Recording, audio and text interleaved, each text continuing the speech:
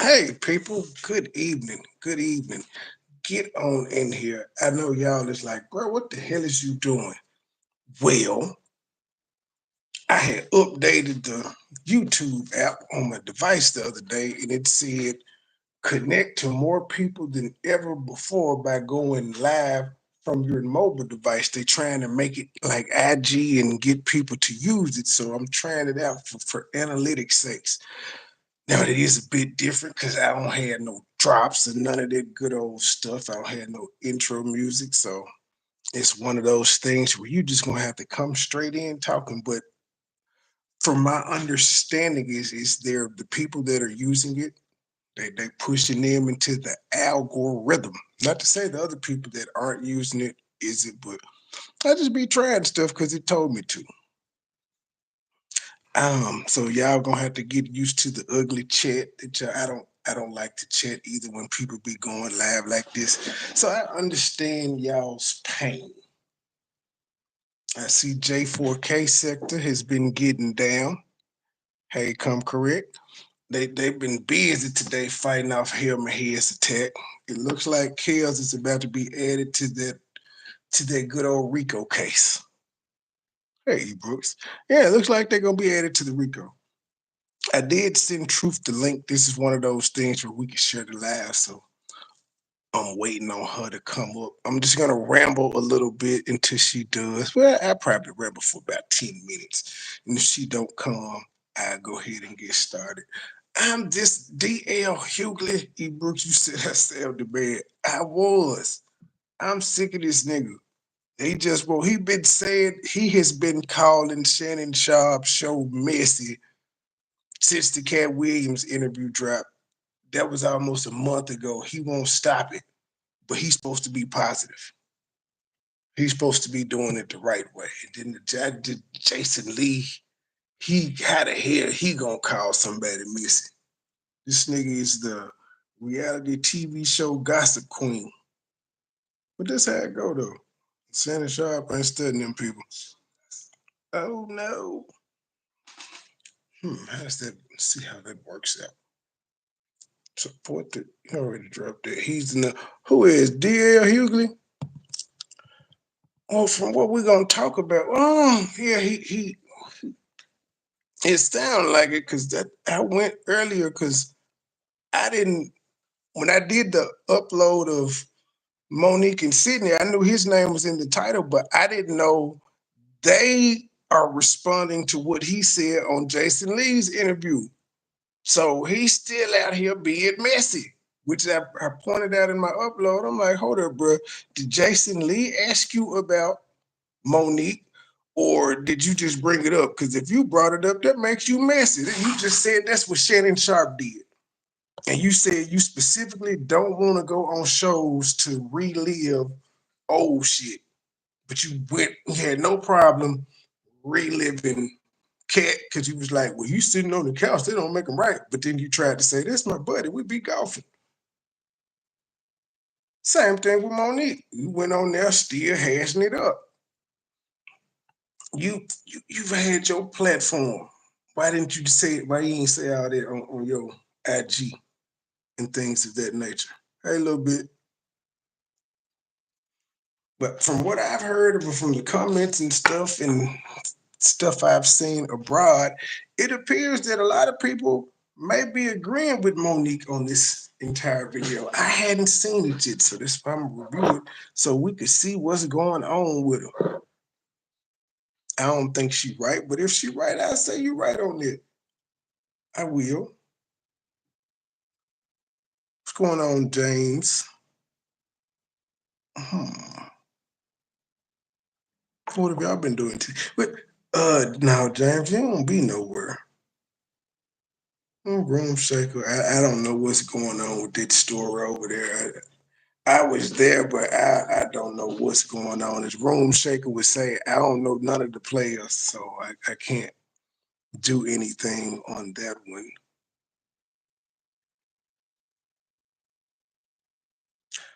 What else? Is there anything else in particular? Nope. I have no other. Nope. I ain't even got no. no op disses. I ain't got nothing. I'm good on the ops. Other than to say I see J4K is not going. Everybody went live addressing some of the issues she got going on. I've been drinking all day. What you been drinking, James? Water? I ain't answer you about what? What are you talking about? I didn't answer you. How do I fix this chat filter? All messages. Okay. Oh, so it got your, see, on one device it has your comment pinned at the top, and on the other device it got it pinned at the bottom. So I don't know what's going. How long we been on this sucker? Where are we at?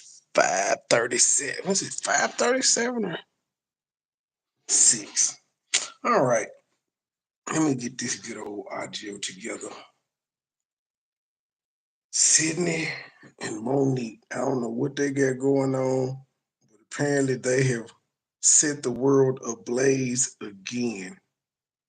Just I already shared it on my community post, I think. It's a couple lives down. Yeah, I shared it.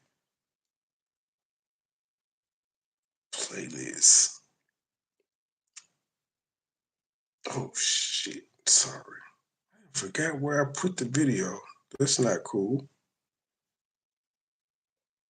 Hey Brooks, what you said I didn't answer you about? No, yeah, the update. You talking about how to do the layout of YouTube? Yes, it's streaming like a short. They thought that was a good idea. They soon you swipe up trying to look at a comment. If you just two noses, it's gonna take you to another video. You gotta complain about it. They ask y'all for. They're gonna start taking them damn creator feedback surveys. That's what I'm gonna start doing. Involving certain. Monique and them said we got time today. It was a 57-minute video. Posted it yesterday. We about to listen to it and see why they clap back at DL Hughley. And now I see why they clap back. Cause he won't let it go, but he told her to let it go. Yeah. Oh, hey, my sweet babies. Daddy, I need you to, okay, I'm trying to do. All right, y'all, we here, and we gonna have one on conversation. But y'all know this technology shit, it throws, right? Are we doing better because our Stephanie hooked us up, and we not at the bottom of the screen, the top, one eye out? Right, and I gotta say something to my baby. I believe it's Kevon on stage. Listen, we trying to get the screen. It's Kev on stage. He said Kevon on stage. It's Kev on stage, man. With I mean, what the fuck have y'all been doing the past? I was gonna say 20, but I would just say what is the iPhone on? The 14, 13? What is the iPhone on? Monique, what the fuck have y'all been doing at least the past 13 years? What kind do y'all have flip phones or something? What kind of computer do y'all have? You got, ma'am, you got a whole OnlyFans account. You trying to act like you technologically incapable of running a live stream. Stop it. Just stop. Balance. Okay, baby. Because that baby's out of me down in the lower. Because we technologically pitiful. That's why. That's why. That's why we're doing this live. We wanted to. Then admitted it. Technologically, you test it out before you go live. Then what you do is you set your device up you gonna use, cut the camera on, and record yourself for about 30 seconds to a minute, just moving around, seeing where the camera is, standing up, sitting down, all types of angles, and then go back and look and be like, oh, you can't see me on that one, so I need to do this and that and this and that and this and that with the camera. See, like right now, I actually hate this vertical screen. I hate it to death. I would never do I won't ever do a live where it makes me have the thing vertical like this. But that's the only way you can invite a guest. And I can have a horizontal if I was didn't invite a guest and I was going to do it by myself, but I'm a stickler for that. I hate people that take vertical pictures instead of horizontal. Because we grew up in the Polaroid camera days and our camera was always sideways. So we used to holding it that way and snap, snap, snap it. The phone, you can't get all the picture in holding it gent up like you talking on the phone. It just doesn't do it. You cannot. Discussed because of some new events involving certain individuals that were speaking in reference to Monique and I, and we wanted to address She called her husband Daddy, James. And the acronyms for our discussion today are going to be TAT, T-A-T, and that stands for Truth, Accountability, and Trauma. And before we get started, Daddy, I want to say something. Kick it. You know what? Oftentimes there'll be some people that say, "Mo, why y'all always be talking? And why y'all?" Because do you know one thing our community suffers with is silence. We have been taught keep the business in the house. Don't say nothing. Don't say nothing. And then there's the trauma. Because what happens oftentimes in the household, we keep it in. We don't say. Ma'am, that shit, we don't keep that shit in the house no more. The mamas and daddies is even going live on IG showing their kids getting their ass whooped. Ain't nothing being kept in the house no more. That was the old Negro ways y'all had. That's why y'all fucked up. That's why y'all don't understand this group of kids that want to express themselves. And what y'all consider talking back is them just asking you to give them an explanation for the dumb shit that you just said, other than I'm the parent or I'm older than you. They want it to make sense to them. See, back in the day, your grandma and granddad and them would have backhanded you if you asked them why. Or tried to express yourself. No expressing yourself. Anything, we stay silent, and then you live your life in that trauma. So the reason why we continue to have these conversations is because we taught us in our community suffering.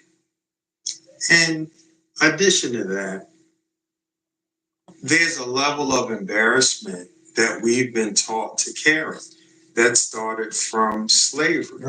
And that level of not identifying when you have a problem, because we've been taught to get through it so we could go back to work. When sometimes we need to be working on ourselves and dealing with the trauma that we've experienced so we can be better when we do go back to work. The catalyst to this conversation was due to the conversation. Sidney, what the fuck you talking about? Have had in the bathroom recently. There's a gentleman. His name is Vlad, and Vlad, since probably about 2018. Oh yeah, and DL Hughley. Vlad ain't messy. You don't have no problem going on Vlad. Is he not messy? All right, then. And we're now in 2024, has been having individuals on his platform where he wants to speak about me as a piece of shit. I'm a bitch. I'm all kinds of names that he used in reference to me. Now, this is typically the time that I'm supposed to come back with my chest poked out and I'm going to clap back. But I want us to understand that there's a different way in which to approach certain situations, because I don't take it personally that he said what it is that he said. If you're clapping, but just because you're doing it calm doesn't mean that you're ignoring it. You're addressing it right now, calmly. So are you saying this is the way to handle it, calmly? I get you. Just making sure we're on the same page. See, my daddy has I know, right? Come correct. I know. This ain't personal. Well, when you keep hearing your husband being attacked, and you know it's not true, and you hear people deal with us with their opinions, but they don't deal with us in facts. We deal with people in facts because our opinion doesn't matter.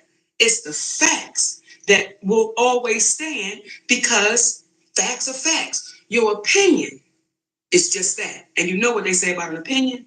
It's like an asshole. Everybody has one. So I don't take any of it personal anymore. What's the difference between facts and my truth? Because we hear that a lot these days. My truth and my truth don't be nowhere near the facts. Take Risa Tisa. That's her truth, but it's not facts at all. See, when I first heard the story on episode 1, and I said she gave me gold digger vibes, I was ridiculed. But all she did was take that man's money. She could say he lied about whatever the fuck, but that nigga had enough money to pay all her bills, buy cars, and other shit. He did. This is what he did. I'm sure he paid for all the dates and outings that they had as well. She was a gold digger. Thank you, Daddy. Okay, because you know that was a time. You had to talk me down. Yeah. But what I will say is I take it personal when it keeps attacking our community. That's when it's personal for me. And it's personal for me that this person is allowed to have a platform that oftentimes we're not speaking the best of one another. And we keep signing up for it. So you want to start this now, baby? In addition to the truth, we in our community have to consider stop worrying about who the truth is told about and just accept the truth. Because we've been taught that based upon... Have y'all ever stopped to think that most of our community don't give a fuck? Hey, Margie, most of our community don't give a fuck. We don't care about the bickering you and who the fuck, what's the Vlad, and we don't care. We probably care about love and hip hop more than the shit y'all got going on. Who that person is, you don't go against them because of what they can do to you. And what you don't understand, some of us, is that what we don't understand, some of us, is that if you don't stand up. At least y'all aren't complaining about movie roles and Lee Daniels and shit. I will give y'all credit. It's only 5 minutes in yet, so y'all may get to them, but at least right now you have not addressed that shit. Against them, you don't know what they're going to continue to do to you. You don't know the boundaries of us emboldening them to do whatever they want to do to us. And to me, that starts off with a story about Adam and Eve. Oh, but that's goodness a different road that we got to go down one day. But as it relates to Vlad, I'm talking directly to you, my Caucasian brother from another mother. You've continuously made statements about us trying to extort you for the interview, when in actuality, the only thing we were looking to do was make sure that you did not own Monique's image in all perpetuity. We had an interview set up with you that we confirmed on May 7th, 2018, that was scheduled for the 11th of that same week, which is 4 to 5 days away, depending upon how you look at it. You did not give us the release form until right before we were about to do the interview with you, when we had several days in advance to get that information. We were taught that you never sign any documentation until you're able to read that and you have somebody read it over. Now, Sidney, a question. You're complaining about when you got the release form, but were you pressing for it? Were you saying, yo, can you get us a copy of this so our lawyers can look over it, like ASAP? Did you ask for it at any time? Let me skip it back, because you said y'all had an agreement and all of that. So y'all had the agreement. So you knew it was some release forms coming. Did you ask for them? When y'all came to the agreement, did you say, yo, can I get those release forms ASAP? Because if you didn't, that kind of makes a difference. It really makes him look bad if you were asking for the release forms ahead of time and he sent them the day before y'all was supposed to do it or a couple hours before y'all was supposed to do it. If you had been asking. Hey, Liz, that's why, and I think that's why they give Monique she's difficult to work with because he's her manager. He's the spokesperson. They don't even get to talk to her. They going straight through him. So I think that's where the she's difficult to work with moniker title comes from. Story about Adam and Eve, but that's a different road. I don't think they're wrong on this Vlad one, though. I'm asking questions. Vlad, I'm talking directly to you, my Caucasian brother from another mother. You've continuously made statements about us trying to extort you for the interview. No. I hope you laugh. Can't handle the truth. When in actuality, the only thing we were looking to do was make sure that you did not own Monique's image in all perpetuity. Okay. We had an interview set up with you that we confirmed on May 7th, 2018. May 7th. That was scheduled for the 11th of that same week, which is 4 to 5 days. You set up with you that we confirmed on May 7th, 2018. That was scheduled for the 11th of that same. So it was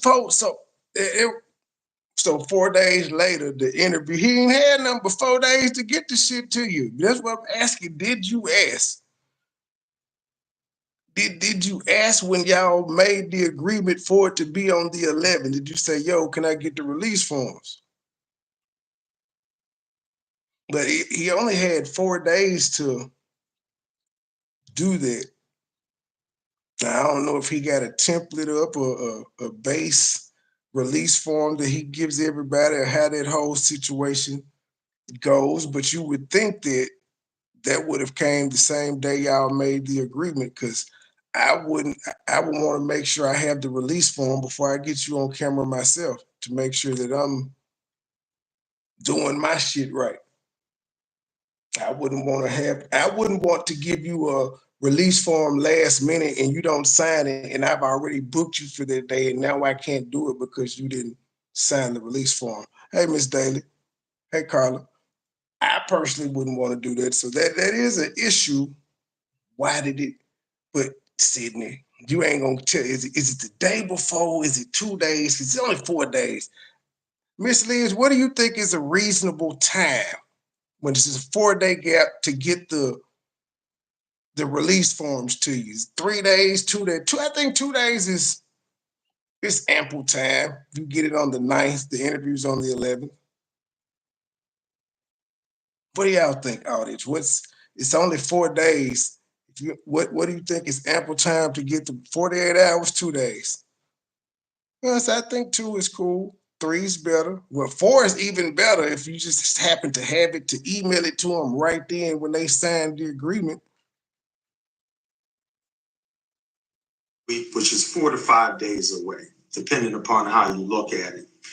You did not give us the release form until right before we were about to do the interview with you, when we had several days in advance to get that information. Oh, so you saying y'all pulled up either on set or whatever, however y'all gonna do the satellite stream, however he be doing it from his studios and shit. That's when he gave it to y'all when y'all were there? Yeah, that's fucked up.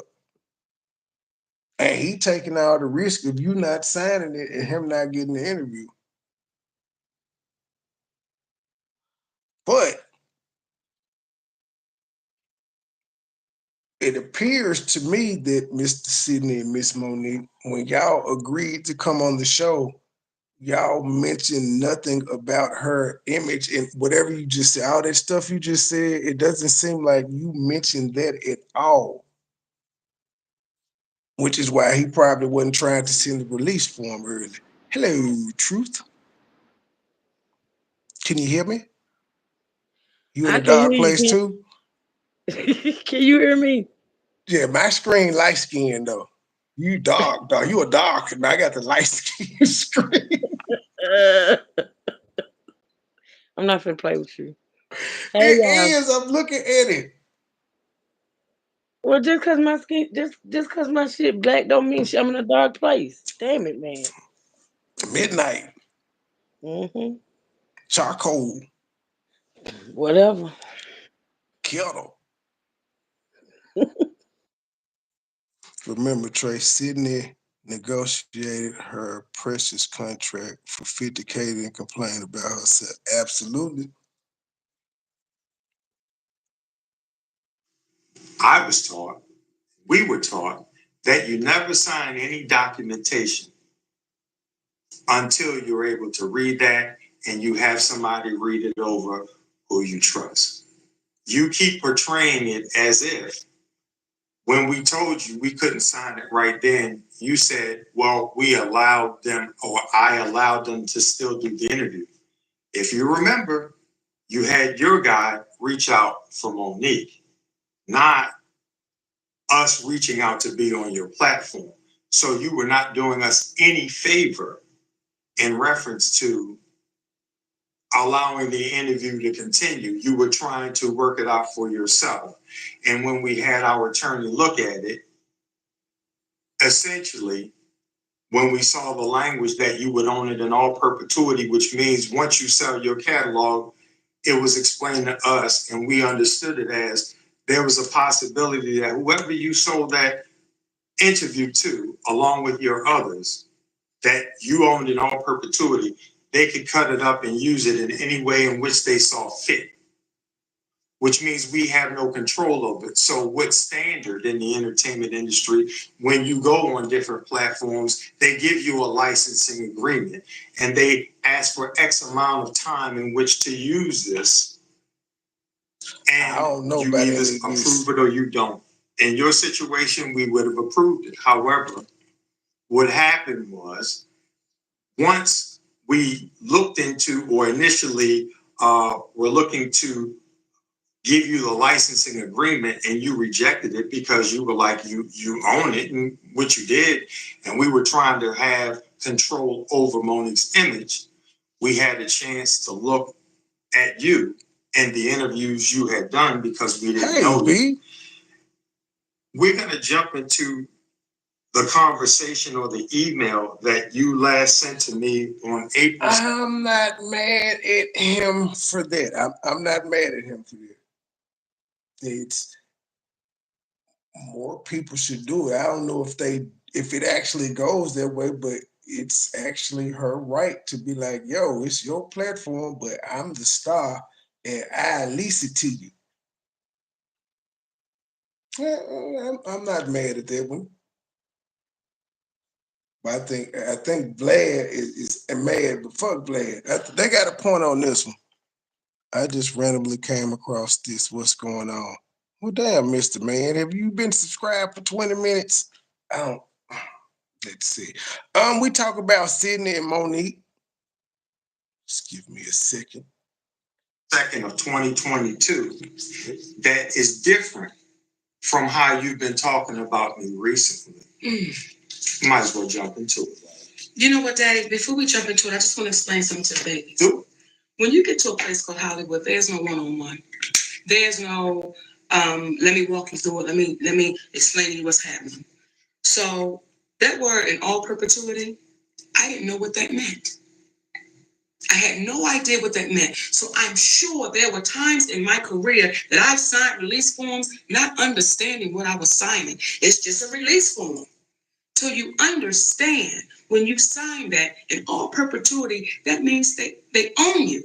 So I want to make sure you babies understand that's getting ready to be new to this business, new to the game. When they put not they own you, they own that particular work that you're on. They don't own you. In front of you and say, sign this. If you, it's like the radio station when you do an interview, they don't own you. They own the show that it was on. They own the Breakfast Club, own that interview. iHeartRadio owns it, not you. And yes, they can do with it what they wanted to. That's typically why they pay you as well. Not go to school to read contracts or release forms or whatever, That's not what we do. So put it in the hands of somebody that would know what an all perpetuity means. So let me read this, okay? This is from you, Vlad, and we got to talk directly to you because you seem to have a lot to say, but we want to let the community know what you sent to us. Sidney, in the spirit of Monique working things out with Lee Daniels, I would like to extend my hand and work things out with you as well. I apologize for what I said about you. I felt frustrated that other YouTube channels that did interviews with her were allowed to show the interview on their YouTube channels, whereas I was only allowed to have it up for a limited time. But regardless of my personal feelings, this was your business decision, and the way I reacted was unprofessional and immature. I would like to offer her $5,000 for the interview if both of you sign a release form that allows us to keep the interview on our channel like every other channel does. Then he put Sway, Comedy Hype, Breakfast Club, etc. To which she's never signed a release form for them. Never. If that number doesn't work for you, I'm open to negotiating. You've never, y'all should have said it. She's never signed a release form for them, and y'all have never negotiated anything with them. But in fact, in the fact that y'all didn't sign a release form, it still works in their favor that they can do with it whatever they want to. If Sway want to bring that gen out 20 years from now, or whoever owns Sway catalog, as you were saying about Vlad, they can do that. He just wanted paperwork to make it say, y'all can't ever come back and sue, because that's what has been going on. People to try to sue. You may win, you may not. But just to avoid it, like, yeah, this interview, it's all mine. You can't come back in 10 years from now and say, hey, you royalties, all of that shit. Feel that this is a very important interview with an Oscar winner that discusses both her professional and personal life, especially at a time when the Oscars are being discussed. Even if you choose not to accept this, I still take responsibility for my actions and hope that we can get past this and work in the future. Congratulations on your family's continued success. Now, that was the email that Vlad sent to us when he saw Lee Daniels did the public apology. Now, you want to read the response? I will. And just keep in mind, the reason why we're reading this is because the energy that he's giving now has gone back to, I'm a piece of shit, I'm this, He mad, and all of that. My response to Vlad was, hello, Vlad. First, thank you for the apology.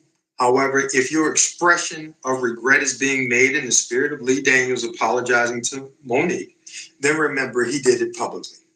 That's the same place that you ironically stated the less than flattering things that you did about me. So obviously, in being in alignment with what is right, wouldn't the best place to apologize be publicly?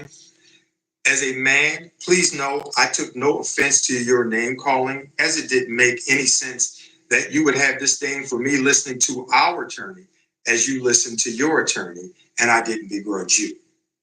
What does hurt my heart, though, is that our community doesn't see that there are no Black people who constantly bring white people on their platform to speak negatively about other white people, like you do as a white male interviewer with Black people. Come on. Your offer of $5,000 means that you missed the point with us, my friend. You see, we are principled individuals that are not moved by money. If spiritually, it doesn't make sense. When Monique says no to a major streaming company's offer of $500K for an hour of work, or no to Tyler Perry, who offered Monique money as his way of saying he was sorry for whatever hurt and pain he caused Monique, but she declined in exchange for a public apology. That he just was trying to say, okay, because the 5,000 came because he wasn't gonna pay y'all anything initially. He just wanted y'all on the platform and sold y'all on, hey, I'm Vlad. This how many people watched me. He showed y'all the analytics. It was like, I can help. I can help. So he reached out for the interview initially. He doesn't pay the people that come on the show, except for Boosie. They got a partnership, but he doesn't pay. He said sometimes if it's the person important enough, they'll negotiate, but typically he does not pay. for his guests. So that's why he offered the $5,000. But as he said, he mad that y'all hit him with the license agreement. Probably because he's white and said like, well, you can't have it before a limited time. But he like, hey, I could point to about 5 other things that are on YouTube that have done the same shit that I'm doing, and you ain't telling them they gotta take that video down after a year. Or if after a year, if I play it, I gotta pay you a percentage. You ain't telling everybody else that. She can't tell them that right now either. They will laugh her out of court. Cost nothing, then why ever would she/we say yes to an interview for $5,000 or more with you? My purpose for stating the aforementioned is twofold. One is to say that no amount of money would allow us to do a show with you as long as you are a part of hurting our community by constantly perpetuating beef. The second is, as a white man who dips into the Black culture, it begs the question, why not use your voice and intelligence for the good of the people and speak truth versus trash, even if it may mean... I was with you for the other thing, but you niggas killed me telling people how to run their shit. They're successful doing it their way. They don't need your suggestions. If you want to do it the way that you laid out, start your own shit and do it exactly how you telling everybody else to do their shit. That's like somebody telling Monique she should do these type of jokes instead of the jokes that she's doing. You wouldn't appreciate that, Sidney. People irritate me. Going against the powerful. You're a smart cat. Why not use your brains to be a bridge builder as opposed to being a divider of Black men and Black women? For the benefit of yourself and your family, please remember the universal law of return. If you wrote that back to me, I'd have cussed your ass out and said exactly what I just said. Nigga, start your own platform and do it that way. I bet you won't be bigger than me. That's the type of shit I would have said. What you put out is what you get back in return, and don't you and yours deserve the best instead of setting yourself up for beef? To that end, if you're going to apologize... Mr. Sidney, because here's the thing. Here is the thing.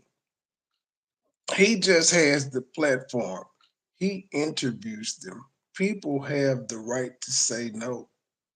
Y'all had the right to say no either, but y'all went through the motion, sat there and had the whole interview instead of just getting up and walking out because y'all was principled. Just should have never showed back up, but y'all sat there because y'all wanted it done because it could have helped y'all image in 2018. Monique wasn't doing shit in 2018. Hell, until Cat fucked with her just then, she wasn't doing shit. Let's do it the right way, publicly. This Shannon Sharpe interview saved her life. Not for me, because I forgive you, but for yourself, being that you and yours deserve the best karmically. And now you see why they say I am so difficult to deal with. Because speaking with people directly without being emotional, disrespect. He just acknowledged why people say he and she are difficult to work with. As long as you acknowledge it, you ain't say they said, you said, now you see why I'm difficult to work with. So you acknowledge that you're difficult to work with, but then y'all say it's a falsehood. You represent her, sir. They hear from you before they hear from her. So if they only hear from you and you represent her client, don't you think the word around the thing would be her and her management are hard to work with? It's not a lie. But for yourself, being that you and yours deserve the best karmically. And now you see why they say I am so difficult to deal with. Because speaking with people directly without being emotional, disrespectful, or argumentative can be challenging to deal with, especially when it's coming from a Black man. Come on. All the best to you and yours. Sincerely. What they got to do with color?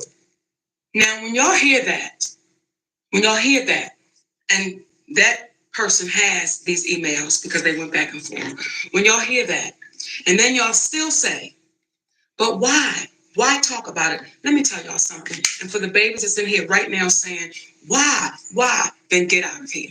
You know why? Uh-oh. Because constantly our community gets beat up and beat down. She said, get the fuck up out of here then. She turned to a black woman on y'all. Get the fuck up out of here. You don't like what I'm saying.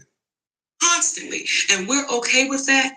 We're okay to stand on the sidelines and say, since it ain't happening to me, I ain't gonna say nothing. That's not who we are.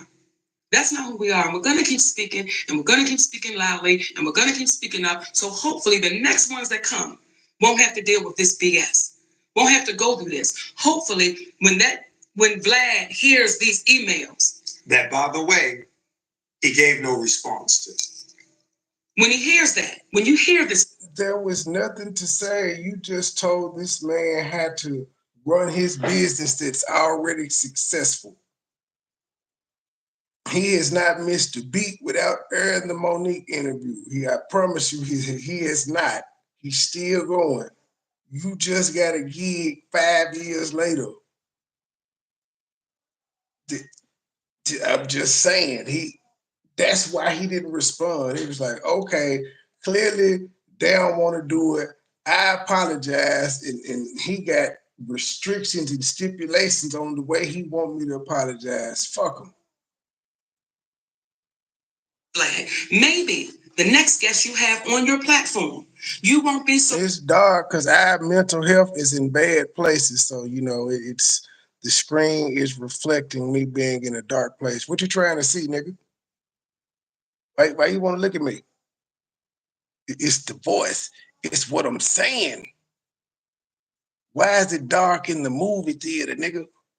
Why is it dark at night? Why is it dark when you're going to sleep? That's deep. Readily going after our black.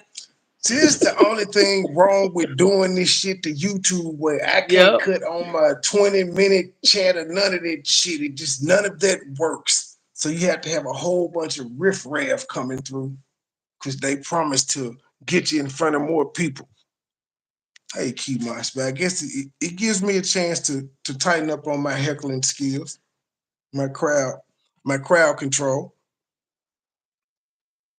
Community. You won't be so readily, well, what about this and what about that? And what do you think about this? What do you think about that?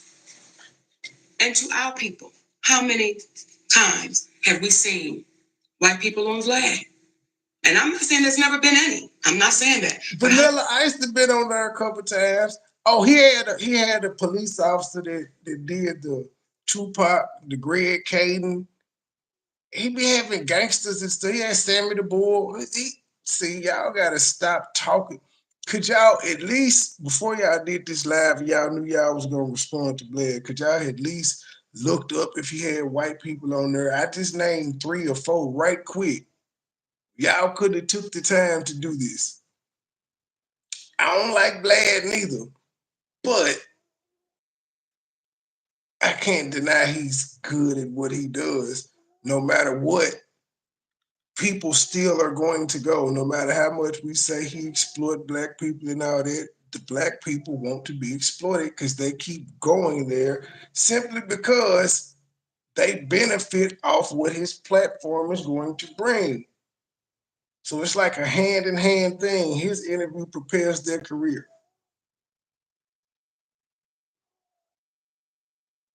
Even swap is never a swindle. How many times have we seen white people on Vlad, and Vlad is going against and asking what they think about other white people? Why do we keep taking the bait? He does it all the time. It's probably, what the fuck?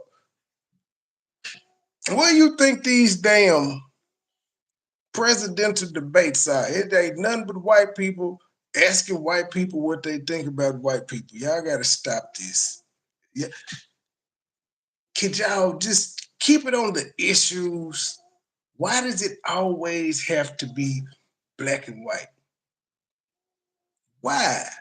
The issues speak for themselves. You don't have to throw color into it. Or how many times have we seen black people bringing white people on that platform to consistently go against one another? It doesn't happen. So when Our brother Damon Dash speaks about culture vultures. In our opinion, this is the epitome of that vulture to our culture. And to my baby, Michael Blackston, I want to say to you, brother, thanks for not taking the bait, because we saw him trying to bait you in. And what you said was, which made us look at each other, when you said, so why'd you give me the release form to sign right now as I sat down? Right. So you caught it. You caught that in that moment as he was trying to speak ill of your brother and sister. Nothing but love and respect to you, brother Michael Blackston. In addition to, there's a black man named Guy. So wait a minute. Y'all is just like these stupid motherfuckers on YouTube. Y'all claim y'all don't like this man, Vlad, but yet y'all know the fuck of everything he doing. With Michael Blackston, we seen it when he tried to get you. So y'all is watching this man on the regular. But y'all don't know about the white guests that he be having. This is bullshit. I was rooting for, man, I was rooting for y'all, Monique and Sidney. Y'all was speaking some good shit early. But now y'all back to your old tricks. Free out there. Come on, Daddy. We called him up because, that's how we do. We call people up together. The same thing you see right here in front of you is what we do behind closed doors. And we called him up because of the interview that he did with Vlad. Mm-hmm. And this brother epitomized what manhood is about. Not only did he take accountability and say, somebody get the troll. I was wrong, Monique. I've always known you to be solid. Why you telling YouTube instead of telling the police? This is the wrong play. Can't nobody over here do nothing about this. I took that man's side, and I really only did it for likes and followers. And that's on me. But then he went on his platform. Yes. And he made a public apology. That's how easy it is when you take accountability. Yes. After you've heard the truth. So that's the part of it, taking accountability. So when we see individuals such as Tyler Perry, such as Oprah Winfrey, why would billionaires, especially Tyler, who called Monique difficult to work with, who helped perpetuate this rumor that helped her to get blackballed? You heard Lee Daniels on talking with Don Lemon in reference to it. We know it's true. Our brother Steve Harvey, he said she done burned too many bridges. I can't help anymore. But no one's been able to point specifically to the bridge that she's burned other than what she did here with Vlad, and it's saying no. And for a black woman and black women out there, they gaslight you all the time. They want to constantly tell you how unimportant you are. Meanwhile, they need you. They need you. So don't give in. Don't be gaslit. Because for Monique to be so irrelevant and unimportant. I can agree with y'all. And it's several other people out there that are just like y'all. I watch a lot of content creators that refuse to go on Vlad, and they keep urging the young black people that he keep getting on there to not go. But, he does provide a service. Some people are going to feel like it's worth it. I'm not mad at the people that feel like they do. I'm cool with the people. I don't know them, but I applaud their decision to stand on their morals and principles. Say that I'm not going to do it. This man has been talking about that interview for 6 years because of how relevant she actually is. No, he feels like it was bad business and y'all told him no. That's what it is more than anything. Y'all were probably the first people to tell him no, and he didn't know how to accept it. I don't think she's not relevant at all. She hadn't been relevant in 2018. She wasn't relevant. In 2024, she isn't relevant. She's Monique, but she's not relevant. She's faded into the abyss. I'm gonna tell y'all something too. And it just took me there. You know why I'm gonna keep fighting, and you know why I'm gonna keep talking. I read Hattie McDaniel's story. I read Eartha Kitt's story. I read Ethel Waters' story. I made it my business to read those stories. And all of them got the same story. Oh, you about to cry. And if you don't believe me, go read it for yourself. They all got done dirty. They all got pushed away. They all was told they wasn't shit. They was all told they need to apologize and do this and do that and do this. And those women left here by themselves. They left here with no money. And they left here knowing that they was fighting for a community that told them to kiss their ass. So for those of you who keep saying, Monique, why are you talking? Because damn it, the little girl that comes behind me, hopefully the story gets different. Maybe 100 years. So you want to die like them? Knock yourself out, but don't expect anyone to feel sorry for you. That is your right. You can do whatever you want to. If you feel like you standing on business, I'm not mad at you. I'm just going to keep telling you to stop complaining about the decision that you and your husband made. That's part of standing on business, accepting your decision, not complaining about it. Keep on talking. Just don't complain about what comes behind it. You can't get mad at people's opinion of you talking.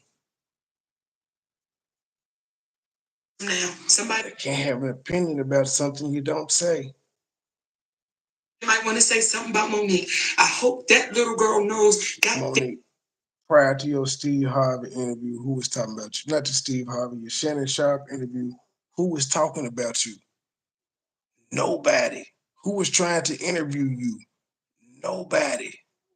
Where were you on stage at? Nowhere. Don't give up. Don't let people talk shit on you. Don't be unafraid to keep standing. Be unafraid to keep standing. I'm so sick of reading them stories, and all of them left here. They left here. Nell Carter, all of them left here. Shirley Hemphill, all of them left, feeling like they wasn't enough, mistreated, mishandled. And if they do that to a woman who has one. Y'all know what Hollywood is when you decide you want to go there, because guess what? By the time you came up and you were 18 to 20, Eartha Kitt, Nell Carter, and them, they was old in a bitch and they probably weren't even alive. But they was old, so their stories and their struggles and their strifes were already out there. And you chose that lifestyle, that career path anyway. Why did you think you would be different? Won the awards, who is the first Black female comedian to have a sitcom to go into syndication the last 5 years. Pardon me. To do what it is that she's done. What are they going to do to you at your job when nobody knows your name? Nobody knows your plight. People are afraid to stand up because you're just a Black woman. That's all. And Black men, we got to understand this. Let us stop demeaning and going against our Black women and then ponder why we get mistreated. What are we going to get treated like if we condemn and put down the very woman, the Black woman, that birthed us into existence? And for Sir, you have to flip that the same way. They ain't having the babies by themselves, so they can't berate and put us down and think they gonna have a existence with the men that help bring the kids into the world. It goes both ways. It has to be a mutual respect. Otherwise, one side feels like they have more power, and power corrupts. the Black women, let me be clear, because I see some of your comments. Oh, she mad as hell. Baby daddy, because it's right there. Okay. Okay. I'm sorry. Okay. Baby daddy. When I see your comments and y'all are saying, why is he speaking? That tells me a lot. That tells me that either, number one, you don't have a man at all, or number two, you don't trust that man that you have. Oh, shit. So if y'all want to know why he keeps speaking, because he's supposed to. That's a legitimate point. What do you say, Truth? I think that's Well, a legitimate I'm all point. about a man, having his place in a relationship and, be in the head, but you got to be. If you're gonna be the head and you're gonna be the man, you can't be destructive. That man is destructive, Trey. I agree. He's also There's her nothing wrong. manager. There's nothing wrong with the man being the head of the household. That's how it's supposed to be. But if you got a man that's destructive, that's the head of the household. I mean, what do you expect? They're gonna stay doing lives like this. They're gonna stay going through what they're going through. I'm just saying, cause he And needs to get he's himself the together. husband slash manager. I He get it, wears and two and see two that's double titles. trouble. That's double trouble. That's double trouble. You know what I'm saying?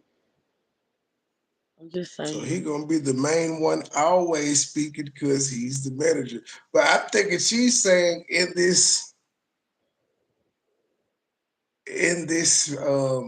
in their not him speaking as the manager, he's speaking in hers as husband now, and he's actually responding How to is he what speaking as Vlad husband? Isn't said to they talking him. about something about right? Okay, so he's not speaking about something that's pertaining to business. He's speaking about something personal. Yes, that Vlad keeps, Vlad called him a bitch and all types of stuff when he didn't want, as the manager, when he wanted to see the release form, and their lawyers was like, "No, we'll lease it to you." Oh, okay. Okay. Vlad got mad at business, and so he started taking personal shots. So that's what he's responding to. Vlad didn't really Oh, say okay. anything about Monique. He talked about Sidney. Well, that's where the thin line comes between him being the manager and the husband, because you know, people are gonna tie it all together. They're gonna, they're not gonna see this as personal. They're gonna tie it in with the business part, the business portion too, because of who he is. And they just got a stain on them anyway. They just, I Monique mean, they said just she pretty much. clapping back. She reading the comments and getting mad. The motherfucker, you been doing show business too long to be into these comments, Monique. I'm telling You you, a veteran. You know you supposed to expect this shit. She for want to real. call them folk bitches so bad. You little bitches. Hmm. You ain't got no man. She hit him with that. You ain't got no man. I was shocked to hear her say. Well, she done said it before. She done said it before. But at the next video, she gonna say, "I'm sick of you black bitches." Wait a minute, you just said you was fighting for all the black women, Monique. You can't do She can't that. be she can't be doing it though. Well, pretty It's much gonna Monique do what come. she You get frustrated with your people. You do. But she gotta understand that like she's annoying. She just is annoying. hmm. But you get Well, frustrated. She feel like she's fighting for her people, and I can understand her in a light, but stop complaining. Just if your mission is equality, preach about equality. Stop complaining. hmm. Either number one, you don't have a man at all, or number two, you don't trust that man that you have. So if y'all want to know why he keeps speaking, because he's supposed to. That's what kings do. So for the ones that got anything to say about it, He's not a king, man. He's a black man. He your husband, but he's in real life, he's not a king. He don't have no. See, a king wouldn't be going through what he was doing with Vlad. He would just have his head cut off for him in jail. You see what Vladimir Putin been doing to his enemies. That's what he just a president. He ain't even the king. never experienced a king, because when the king is talking, I don't need to talk. He's speaking on what needs to be spoken on.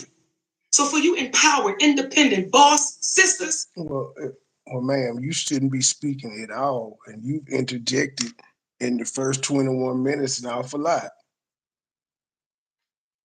You can't have it both ways. She mad Ones at that got y'all. anything to say about it, you've never experienced a king, because when the king is talking, I don't need to talk. He's speaking on what needs to be spoken on. So for you empowered, independent boss sisters, you'll get tired of going to bed lonely, even when a man laying next to you, if you don't know how to treat him. It's the shade. Ooh, Monique said, I'm sick of this shit. She about to cuss. She is about to cut. You know she good at it. She ain't too far from Said you gonna get tired of going to bed alone, even if you got a man next to you. She's you independent. What she say? You independent, empowered boss. Ain't that who you be big up and all in your shows and stuff? Ain't that who you be talking to? exactly. Weren't you But you once know you got to promoting the remember. independent, strong black Uh-uh. woman? But you have to remember that last interview we reacted to Monique on the stage is different from Monique in real life. So apparently the Monique on the stage just be talking bullshit because she don't actually practice what she preach in real life. Just saying. She said it. They said it. They said that's a show. It's just a show. Hmm.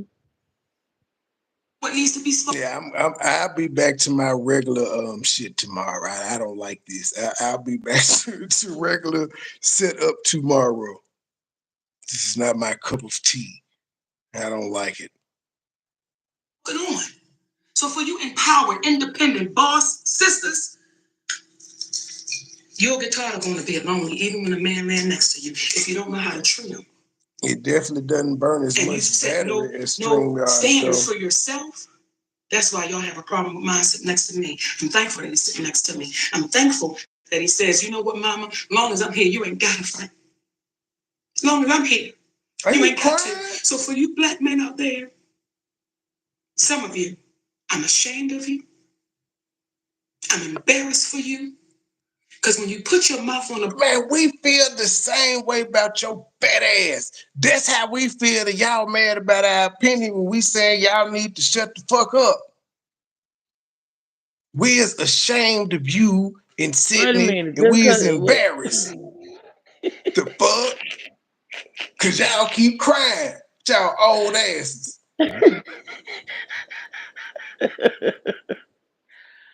Oh Lord have mercy. I do too much. I'm sorry. I was in her well, I'm still in her corner on certain issues, but I I like don't her know. more than DL Hughley. Oh, I ain't never liked DL Hughley. He made me Ever. mad today. I'm sick of that nigga. I'm like, shut up. You have no credibility now after you be all on Vlad and you was on Jason Lee, but you got the nerve to call Shannon Sharpe messy, who only had 2 interviews that went viral that could be construed as messy because them people's talk what they wanted to talk. You should have pushed back. Push back on what? I don't know y'all history. How the fuck am I gonna push back? I don't know what y'all did on the road, who stole, who joked. I don't fucking know. Them folks hating on Shannon Sharpe. Now they hating on the interview. Now the clothes, I'm saying he looked zesty in the outfit he got caught in this weekend and the little stance he had. He was posed like a little bitch. that look real suspect. That shit, that man legs and sound like this nigga think he is a bad bitch. This is not right. He already wear the man purses all the Well, how time. come they don't call what name Cam Newton zesty? Cause that Cam Newton, Don't be breathing he hard. Cam Newton got like 10 kids by the same woman who he's It still don't with. matter. It don't matter. And It he don't has a matter. known stylist. And Cam Okay, well Newton, how come okay. when Cam Newton wear that shit, he don't have his legs turned in bow leg. You ain't seen the picture, Truth. I'm gonna No, send I you the ain't picture of seen it. Cam I Newton. ain't gonna Let lie. me send you But the picture of him viral. how come they don't call LeBron zesty? And just explain why. Because they don't be standing bow-legged and looking gay when they take It their don't matter. pictures or It whatever don't the fuck matter. they got on. I'm not saying I'm not talking about his fashion.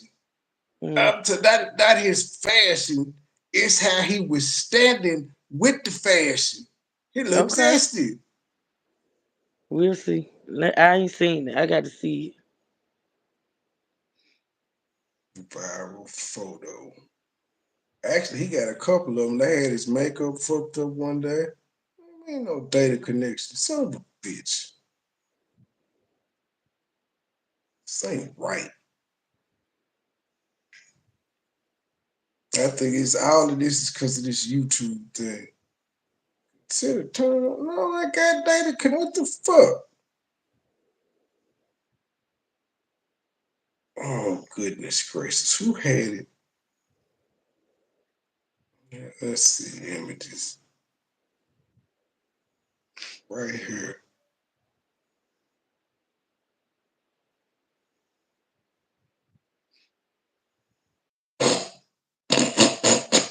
Here you go, right. You might be licking it.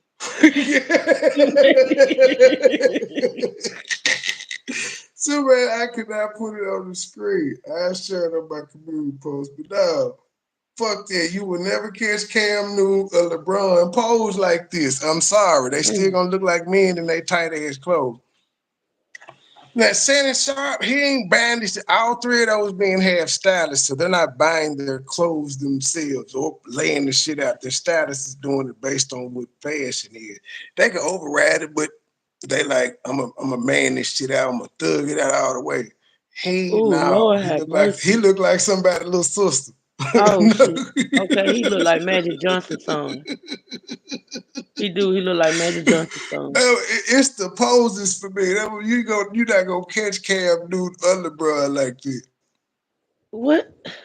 Or even Russell Westbrook, and he done wore a dress. Russell Westbrook wore a dress, and he looked more manly than this. Yeah, he doing too much. Oh, look at y'all.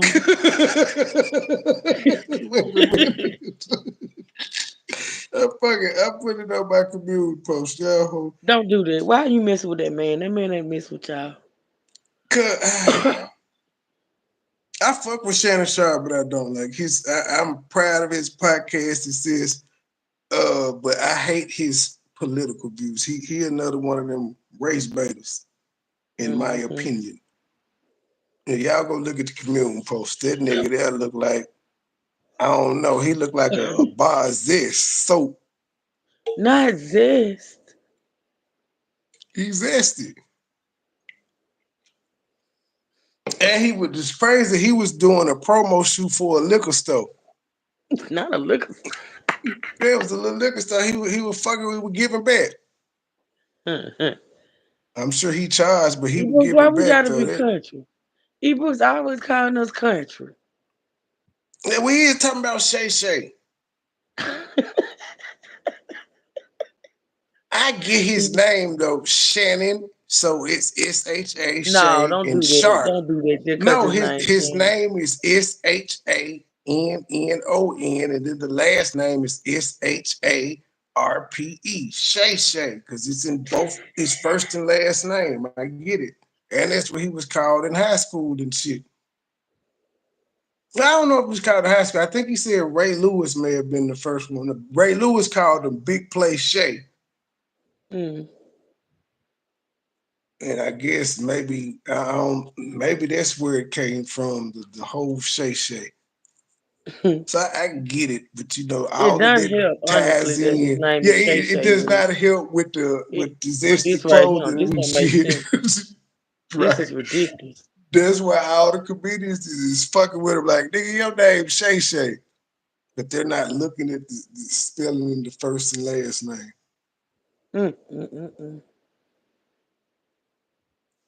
As long as I'm here, you ain't got to. So for you black men out there, some of you, I'm ashamed of you. I'm embarrassed for you.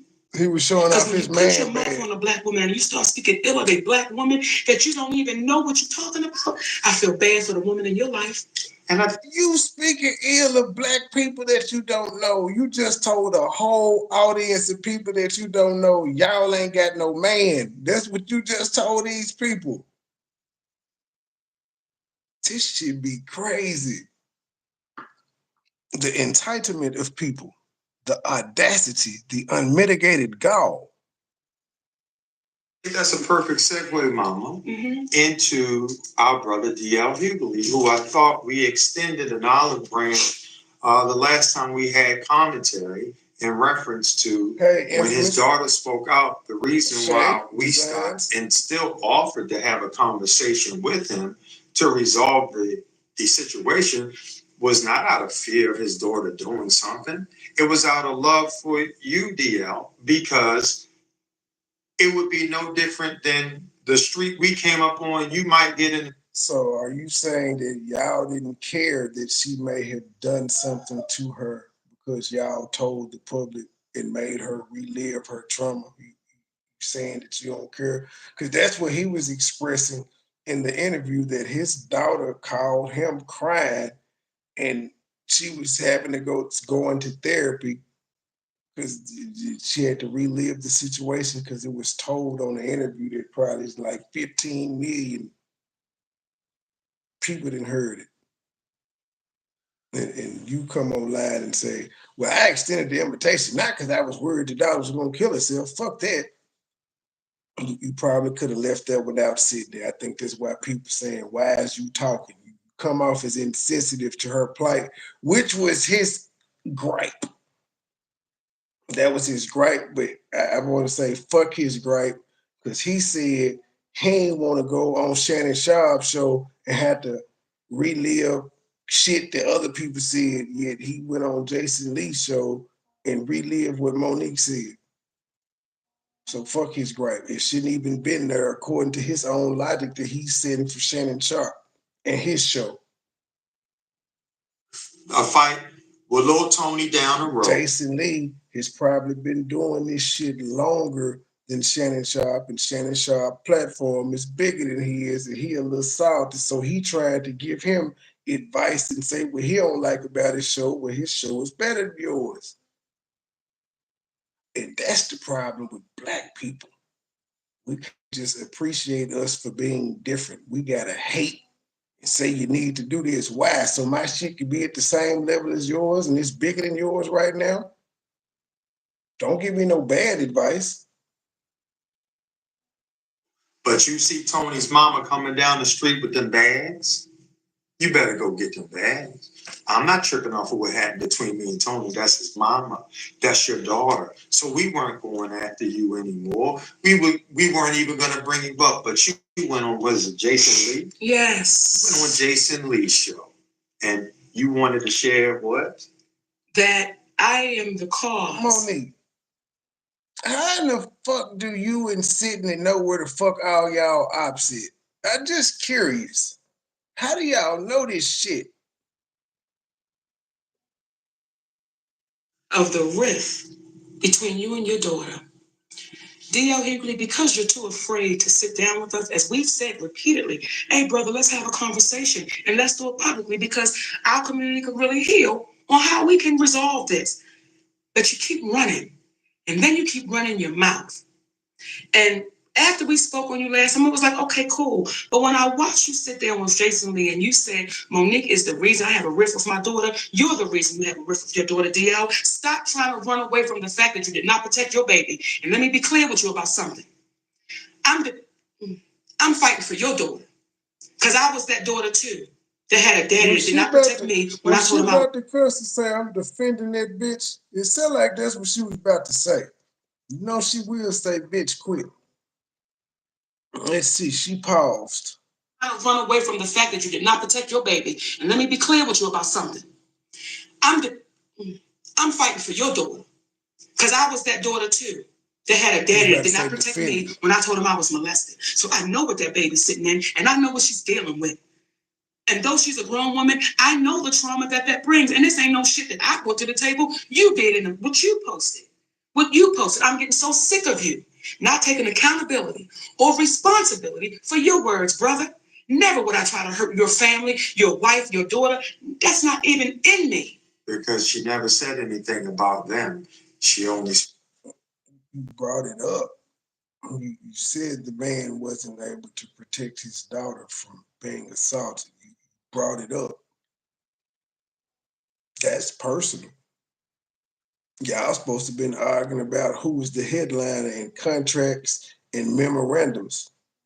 You went into his personal life. He talked about just your business dealings with people. And then after you went into his personal life, that's when he went into your personal life and responded about your relationship with your kids. But you went low first. And it shouldn't have been brought up. Spoke about you. I spoke about you, but it shows too. See, if she don't sound like these bitches on YouTube, I ain't talking about the kid. I'm talking about you. You're bringing the kid up to talk about. You can't talk about me without talking about the kid because you're talking about my parenting. So if I'm a shitty parent, then that's gonna fall back on my kid, correct? My kid would be affected by my shitty parenting. These people. Lack of manhood that you have to try to put it off on your wife and your daughter. That's the lack of man. And then I'm getting sick of you making these comments about who's daddy's daddy. And as if I'm with a gay man. I'm tired of that, DL, because here's the one question I would ask you, brother. When you say who's daddy's daddy, who the hell is the friend? What kind of relationship did you and this man have that you would not protect your daughter? Maybe that's why your daughter's having a problem with you, because the reality is setting in that you love the man and you don't want to inconvenience your relationship with this man. So when you get... Was it a man? I'm sorry. You're right, Daddy. He said his friend. So we don't know. And DL, see, you keep playing. Who's the friend? Say the name to make sure that friend doesn't do it to anybody else. Who's the friend? Or are you still so in love with this friend that you're going to protect the friend? See, I don't mess with nobody, y'all. That's not how I'm built. But when you keep putting your mouth on me and you keep running your mouth, I'm not the one that's going to back down, DL Hughley. In addition, if you notice, Monique has not ever spoken in reference to anybody's business. When they asked her about Will and Jada on Tigger, what did she say? That ain't my business. When Kevin Hart back in the day was having his challenges, she said, that's my baby and I hope for the best for his wife and himself. That's none of my business. She only speaks about her truth. And when you got upset because she reposted what you posted in reference to you not protecting your daughter, consider re-looking at that interview that you had, I believe it was with Sweat. Yes, sir. Look at the disconnect. Look at the lack of remorse that you seem to have had when you did that. In addition to that, think about the years that have gone by where you've made your living off of talking. Monique and them brought tea. Did not know he had a whole interview about this. It's fair game, sir. You put it in the public. It's fair game. And she got a point. I think we know, didn't she say it was, who did she say, wasn't it her brother or somebody? I think wasn't it her brother that molested her? Yeah. Because that's why her and Oprah had the whole fallout. So she named her accuser. She got a point. If you just keep referring to this person as a friend, how the fuck is that a friend and that nigga molested your child? That would be the last word that would be associated with this male or female. Hey, she got a point on that one. About people from pastors wanting to put up $1 million to box you, to fight you, but you from the whoop-ass tribe, but you went deathly silent, to Angela Stanton approaching you in the airport, as I understand it, you wanted to get security. From the black women who were ridiculed on by Don Imus and called them nappy head and ugly. Nappy head hoes, they ain't call them ugly. That was funny. That was funny. No. Yes, it was, because we call people nappy headed hoes all the time. The only reason the world was offended. The only reason people were offended is because it was a white man. If it had been a black guy saying, it would have been cool. Par the course. Black comedians say it all the time. Hey, son, and they mad at DL Hughley because he found it funny. No, it was funny. I still find it funny now. Just insert a black person that seen the Rutgers team that time. And it's not like he was lying because they had a picture up there with him. It was, but it's not funny to you, E. Brooks, because it's a white guy. How many women have you called nappy-headed hoes? It's not racist. nappy head hoes, and you went on Jay Leno and you said, "Well, I'm not saying they hoes, but their hair was short nappy." It was though. That's why it was funny. That's why it was funny. But you have to understand basketball. Your head is gonna be there, but they had little hamster tails and ponytails and shit. It's basketball, and that was damn near 20 years ago. So they weren't. Now these chicks be having the braids. They be doing all types of styles and shit. It was a long time ago. No, it's true. See, she called somebody nappy head hoe today. What white people need to know is shit they steal and shit say. Well, I can see if he called them some black nappy headed hoes. He just called them some nappy headed hoes. So if he was calling a team of white girls nappy headed hoes, would there have been outrage? What are you saying? You know what? If it was a team full of white girls, he was like, look at them nappy headed hoes. Would anybody have No, been mad? not the same thing. How come? They nappy headed It's hoes, they not. just white. That he white. That's not the same thing, true. I gotta go out and come again because you went low on me. I think my thing reset or something. How do I get out? I don't even know how to do this. The But X, look I for, think. yeah, I'll be right back. Truth talking about it the same. How is it not the same thing? It's a team full of white nappy headed hoes. It still fits. If he sent it, be like, damn, it fits. Brother, you have a history of not protecting the black woman. And now It's not his job to protect the black woman. He's supposed to. Oh, y'all talking about the kids too? Okay, but no. Overall, it's not his job to protect every black woman. It's to protect his family, the women in his family. Not even all the women in his family, in his immediate family. His personal family. He started for himself. That's his only job. See, because in the perfect world, in the traditional world, his mom would still be with dad, so dad gonna protect her when he leaves and creates his own family, which is his wife and his children. If it's more women or boys, that's it. But I get what you're saying. You throwing shade saying he ain't protect his daughter, but it's not his job to protect all black women. Just like it's not their job to protect us.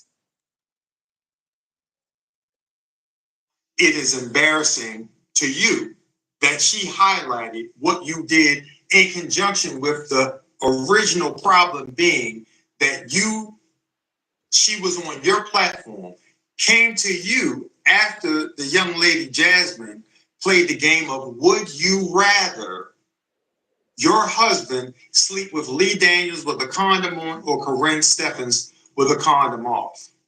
And then she comes to you and it says, Brother DL, what we doing? And you say, that's just the way we do it. The problem is you can't be Malcolm X one day. DL, correct me if I'm wrong. It's a game, but it's a messy ass game. There's some messy ass shit to ask a woman would they rather their husband sleep with a man or a woman. That's messy, but you got the nerve to say Shannon Sharpe is messy because Cat Williams and Monique decided to go on there and just say what the fuck was on their mind. And then your retort to that when somebody complained about your game is that's just what we do. Can't Shannon Sharpe say, well, that's just what we do without being judged? Because you don't want Monique to judge you for that instance. And then David Duke the next day. You can't be Mega Evers one day and then you Strom Thurmond the next day. Either you're going to be for your community or you're not. So the truth, accountability, and trauma, and the reason why there's a level of ease, and I'll never say a bad word about you. I'm only sticking to the facts.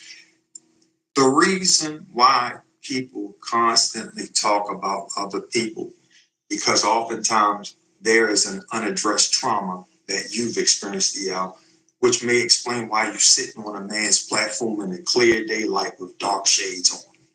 Maybe. But at the end of the day, you've had a history of not protecting the Black woman, brother. And that's what she's addressing. Sidney, you sitting in the daylight with some fucking transition lenses on. Like, what the fuck?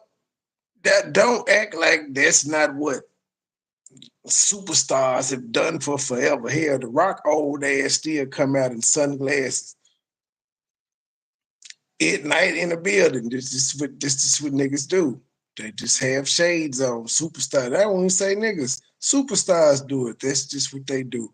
Most of the time they be high in the bitch store or drunk. They're trying to cover their red eyes.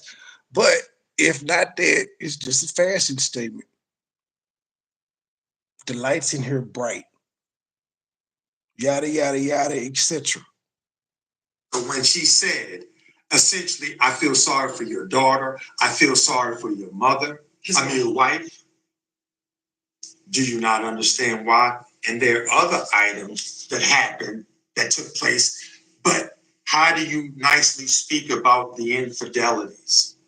How do you nicely address those infidelities? And then your wife, as I understand it, finding out about a child that you had and that was lost. And once she found out about it, that damn, y'all telling all this man business. Shit. They talking about outside babies and some more. So what? Damn, they did not come to play. I did not know they did all this in this interview. child no longer existed. Now, some will say, oh, that's slow. That's the problem with our community. See, when people address you with the real, you got to come back and have a real conversation. This is not designed to be provocative. We're going to talk factually. We're going to talk reasonably. When you gave the community a bad bill of goods, when Monique produced a contract and you produced a memorandum of understanding. Come on, brother.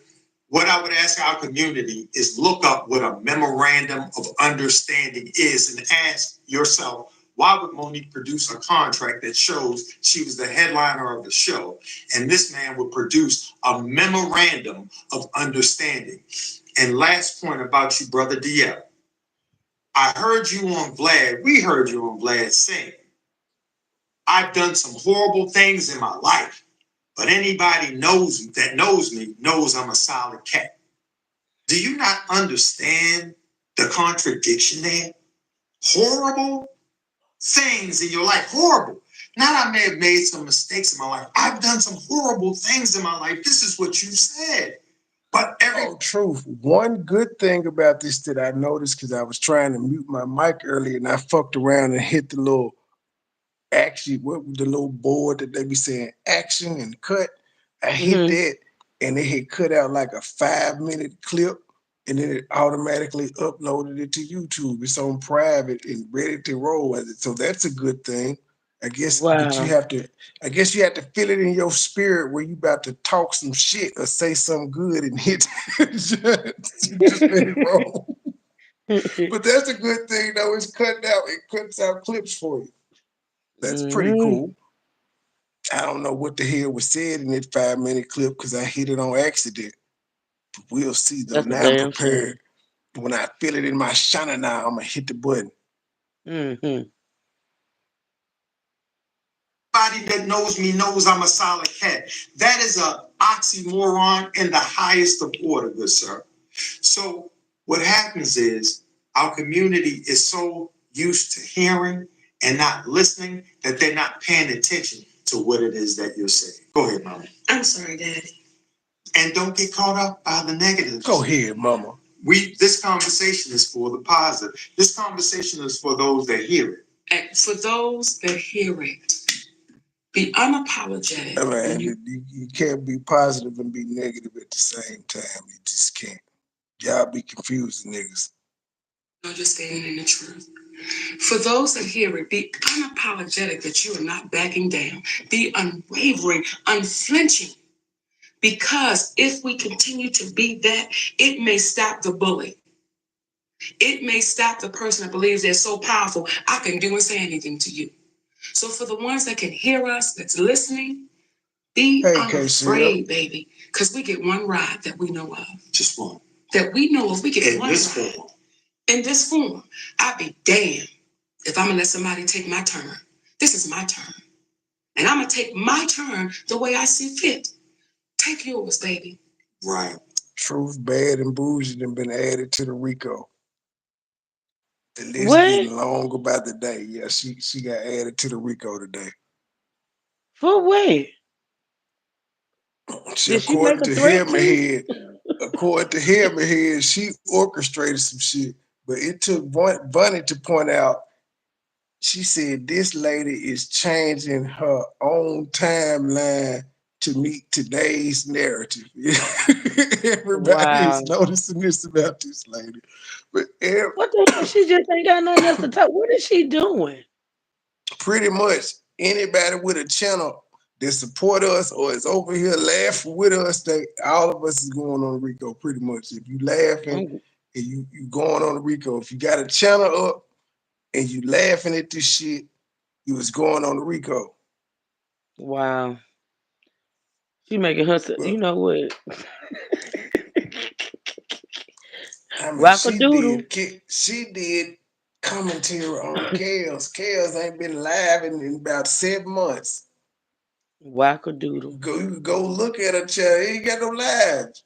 This one says she fucking with people that don't even be doing nothing. She going back and finding time. She is going through I guess she's trying to blame the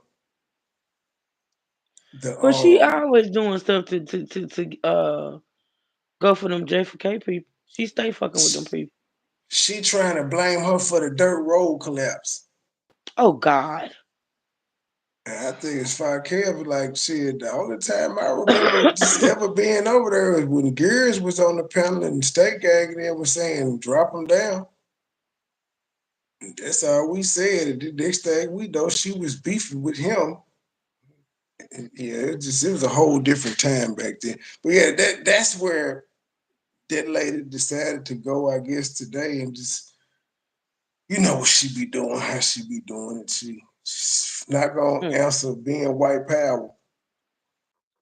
You was out here white power. That's why you and Bam's cool, because you was the clan. I said you was mixed, you know. Not the clan. Ida is not your mama, so we know Ida ain't your mama. You and Dessaline got different mamas. Y'all got the same daddy. That's why you so light skinned and they dark. Y'all just, I don't know. I don't. But yeah, it's your mama white hair in my head. I'm just because Vito kind of light skinned. Well, her daddy is light skinned too. Is your mama white? You do have freckles. I don't trust niggas with freckles. I don't. Not white people, niggas. If you black with freckles, I don't trust you. You got something in you. I'm just saying, this shit ain't right. You keep on. That's why you on a RICO case now. Fuck that RICO. You ain't gonna find me. You ain't gonna never serve me, bitch. Never. I'm running. Wish a motherfucker would say Mark Avington in public. I'm act like I ain't heard that shit, because if you turn around, they know it's you. Dodge. Oh Lord. The fuck. Take your time. And damn it, I should have hit the cut button, but I didn't know I was gonna go off. Fuck. See, it's a good tool, but you don't know when you just gonna go the fuck off. You got to be ready. You got to be ready. I want to keep speaking to our black men. Because sometimes you can see our black men speaking so ill of a black woman. Oh. And you be like, brother, How do you feel about your mama, your aunties, your sister? And you're not neither one. How in the fuck a bitch that done something to me gets at? How do you put them on the same level as my mama or sister? People that actually love me and they did nothing to me. How do you compare a bitch that lie on you and try to get you locked up to my mama and my sister? Of course, I don't feel that way about them. I feel that way about this bitch that did something to me. This is a straw man argument. Y'all women gotta stop saying that stupid shit. How you feel about your mama? What you got a strobe light on, nigga? How do you feel about your mama when you call these niggas, and how you feel about your daddy when you be calling these niggas bitch ass niggas and shit? How do you feel about your daddy when you criticize men? How you feel about your mama when you criticize the women? This shit is stupid.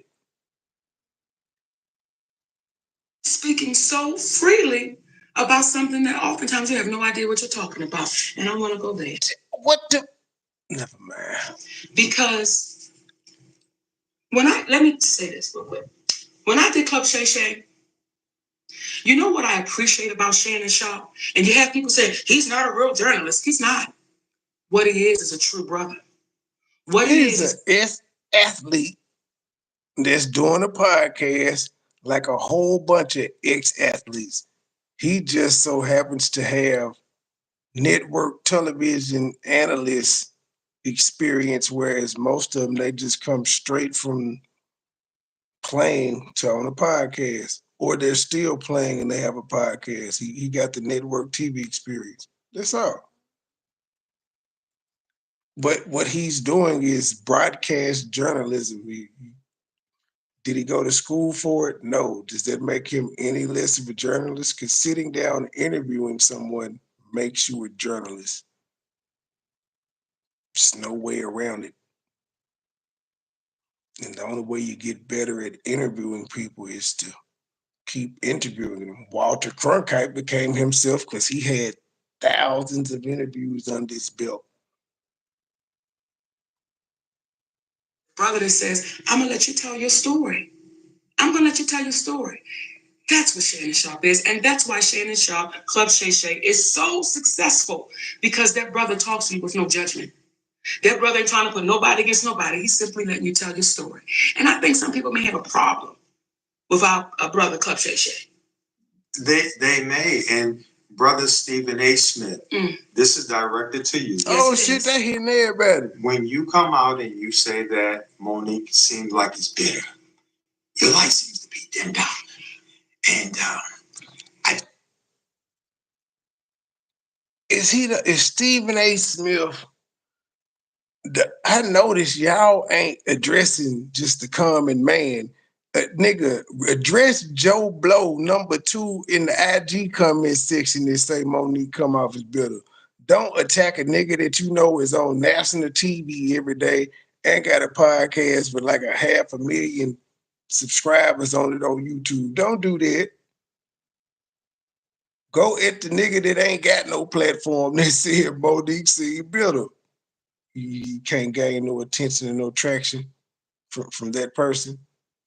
But you can hope that he either does one or two things: go on national TV and respond to you, or go on his YouTube channel with 500,000 subscribers and respond to you. Either way, you're getting your name out there.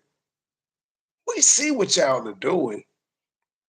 Y'all might well just say, man, we out here with the shit. And we would be cool with it. We would get our chips and shit, and every Thursday or Wednesday, whatever day y'all sit there, we would be right there ready to go. We would enjoy the shit show with y'all. But stop acting like y'all got this holy mission. Y'all folks is just out here cloud chasing right now. There's nothing wrong with it though, but y'all, they got left. They flies it. They is 60 cloud chasing out here.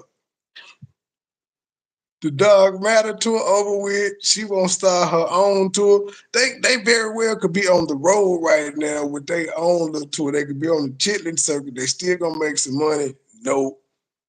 They said, we're going to do these few, every time somebody say our name, we clapping back.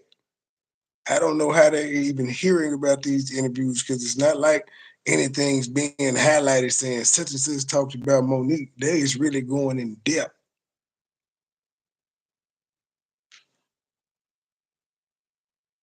Just don't understand. Here you go, brother. I'm going to repeat what I said to you before. Why was it okay for you to call Jason Whitlock fat bastards and other names? And Monique never referred to anyone out of their name. She said, I love those brothers. He bigger than Jason Whitlock, so Jason Whitlock can't be bitter.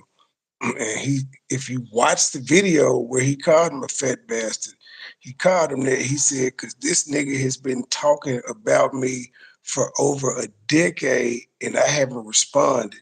He said, I was the one who gave him his shot at ESPN and to be able to run this whole little, I think it was called the Undefeated. It was the ESPN's version of the Players Tribune, but it was supposed to be all black.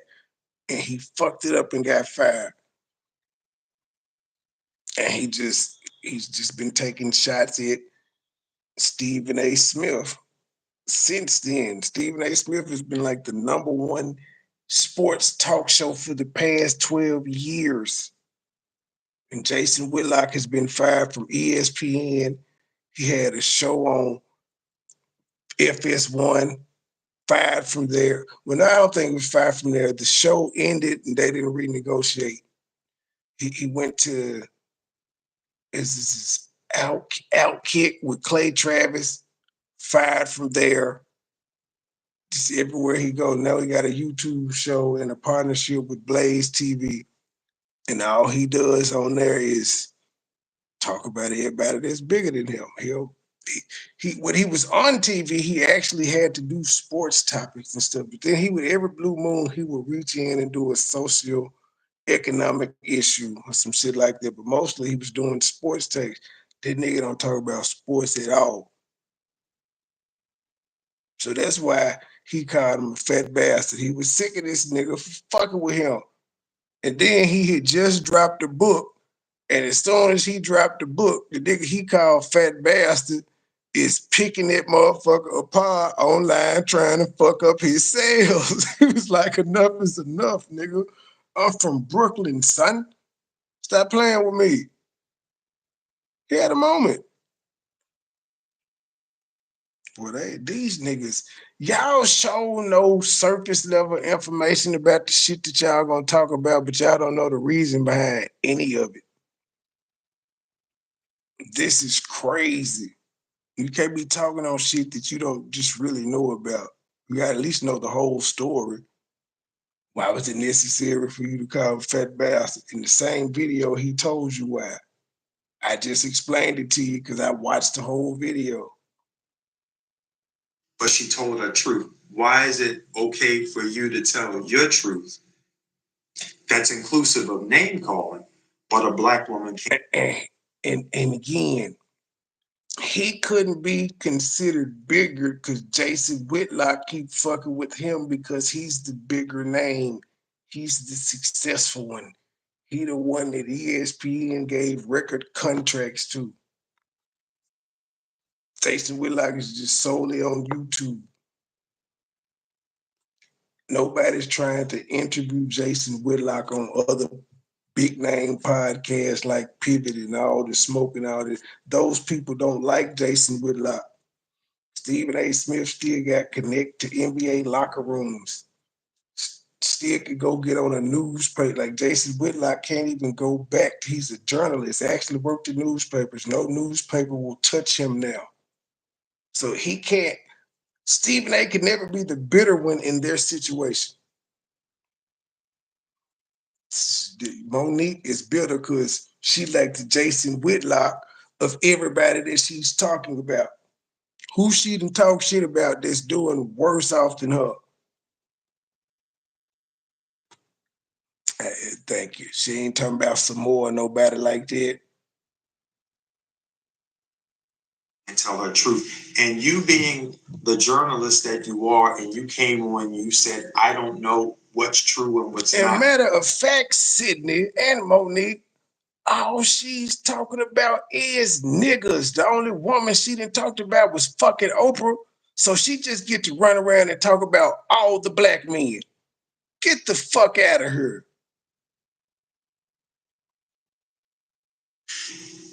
If you were the journalist that you proposed, damn it, I didn't hit the cut button. Would you not have come on after being knowledgeable about what took place before you spoke about it? That's what journalists do. They speak about what they know. They don't hypothesize. Sidney, you don't even know why you said what the fuck you said. I hit the cut button that time. You asked this man why he called Jason Whitlock a fat bastard. It was in there. It's been a couple things you've said during y'all rant where I was able to tell you a question that you asked because I knew the whole story. But then you fucking with other people that are bigger than you. Never mind. Continue They y'all want to rant. speak from a factual place. At the very least, sources say type of situation. But you didn't do any of that. And now that this time has elapsed, did you notice that people... Why did he need to do some sources or anything? He listened to what she said on Shannon Sharpe interview, and he came away with she seemed bitter. What did he need to check out? She told the story of what was going on. What other source did he need other than her? It's her story. It's her mouth. Come on, Sidney. I'm like, Cheryl, you guys shut the fuck up, Sidney. I would rather just hear Monique call everybody black bitches and ain't shit niggas for an hour. That personally would be more entertaining. If she just heckled, like roasted us like we was a crowd heckling her. I would prefer that. Every time when she do make a point, you come and talk about some other shit and we forget about the good point that she made. Like when she made the great point about DL Hughley should say who his friend's name is that he claimed molested his daughter instead of calling him a friend. I will never agree with calling somebody that hurt my child a friend. You're no longer that anymore. You're supposed to be a dead son of a bitch, but at least I'm calling the police. Now, DL Hughley, this is a great question for you. Because we see how R. Kelly and Bill Cosby and everybody's getting hit, Puff Daddy, everybody getting hit up from shit from 70 years ago. Are you doing any of this to your friend, the person that hurt your daughter? If you got any lawsuits pending, are they already in jail? Have they been charged? I'm just asking. Does your boy know? Haven't come out that she spoke about to dispute anything that she said. What reason would she have to lie on Kevin Hart? Love him. Told the truth about... What do you mean? I hate when people say what reason would they have to lie because they're human and they're breathing. Nobody ever has a reason to lie. They just do it. It's kind of why it's a commandment because he knew niggas was going to do it. They was already doing it when he destroyed the earth already. And then they just came back into slavery in Egypt. And Egypt didn't know who that God was, but they had separate gods. It's all, we never mind. What took place? That brother loaned us or gave us 300 grand. Yes, he did. He gave us 300 grand. We love him. And you came on a show and shitted on him by saying his manager called the studio and said, we don't want nothing to do with her. And you said, you gonna let this white man come in between us? He gave y'all 300,000, and you come out here and say, well, I know he gave me 300,000, but he ain't do this TV show with me, so fuck him. Why he ain't called me back? He gave you 300,000. Just out the kindness of his heart. Y'all said y'all didn't ask for it. Just keep fuck with y'all. You was in soul playing with him when he started out. It's like, bam. And that's how y'all repay him. You shouldn't have nothing bad to say. I've been stand by that because even if he didn't want to do business with you, he personally fuck with you. And you done blew that. I bet you can't get another 300,000 from him. There's an old saying, you can He gave it to us, but we gave it back. Not only did we give it back, with interest. We gave it back to him with interest. Even though he gave it to us, we were like, listen, brother, there is going to be someone who asks. We do not want you to be in a situation where you have less because of us. In fact, we want to make sure you have more because of what you did and how we appreciate that. We weren't embarrassed by that. This is what happens when you get lied about in this industry by a man named Tyler Perry, who says you're difficult, and then things would seem to... Nigga, you just said in this video that you were difficult to work with. You emailed it to Vlad and told him to put it up. You said, this is why I'm difficult. You see why I'm difficult to work with. That's what you said. Now you saying Tyler Perry relied on you and said you difficult to work with. Well, I to think be the honest, general... they've been saying that, Trey. They've been saying Tyler Yes, lied. They've been they saying did, it. but that's his opinion. If he feel like she is difficult to work with because he had to listen to Sidney. Did you get a phone call with Sidney? Sidney wouldn't shut the fuck up. That's the management. They're a package deal. Mm. Y'all difficult to work with. And Monique is the talent, so it falls back on her. Sidney don't act. He don't say no fucking lines. He don't tell no jokes. He just negotiates the deals. So your plan is difficult to work with because your manager is a jackass. That's why it's imperative to pick correct representation. You gotta have the right agent, the right manager, all this shit. And it shouldn't be your husband. Conflict of interest. But it could be a good thing. It could be a good thing though, because there's a lot of It actually could be a good thing. successful Like I said, when marriage. somebody like Sidney, Sidney got issues. Sidney got controlling issues. He got daddy and mama issues. He got all kind of issues. He got issues. It's I like he think got it's something to prove. You know, we talked about on my live how he may be overcompensating. Well, he does have something to prove because he has to feel like his wife is the reason he fell off. He don't want to accept that, so it's easy to say it's Tyler Perry. And now you should have been telling instead of playing hardball, you should have been saying, "Baby, like, come on, do this. I'll pay you. I'll pay you. How the You hell was get he gonna commission pay her off when he was getting paid because out what she was doing? he gets a commission." So that's what I'm saying. Like, if they wanted you to travel for free, baby, this is a once in a lifetime film. I'll pay you for it. We need to do this because we know how Hollywood is. It's who you know. That's what a good manager would have been saying. But Mm-hmm. he stuck his foot down in his principles. She followed him, and now they upset. But he could have very well paid her to still do that. I got it, baby. Wasn't that what a good manager or a husband would do? I got it. I guess Why not? It's her job. You support her. That's part of her job doing that promo. that You was want not part extra of her money? job. They not. It That was. was not She didn't part of her have to. job. Part of the job. You I'm play not finna ball, argue with but you about that no more. don't have to. But the point is, he could have paid her. If they didn't want to pay her, he knows that movie was a good look for his wife, and it was a stepping stone. She hadn't been in the movie in forever. He could have paid her like, baby, I got you. Mm-hmm. Like niggas do all the time. Be like, you ain't got to go to work today, baby. Here, he could have done that.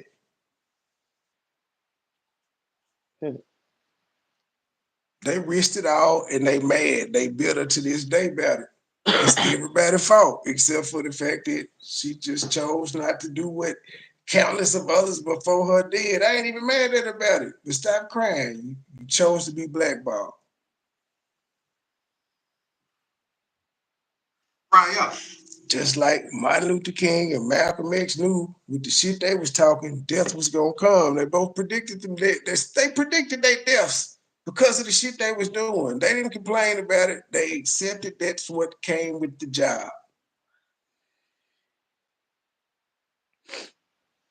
Again, we gotta stop being embarrassed about what really took place. So when Stephen A. Smith, have you heard the audio yet of Tyler Perry yet? Have you asked your friend Kevin Hart? Nobody give a fuck about that audio. Who, again, this brother is blowing up. We want him to win the whole nine.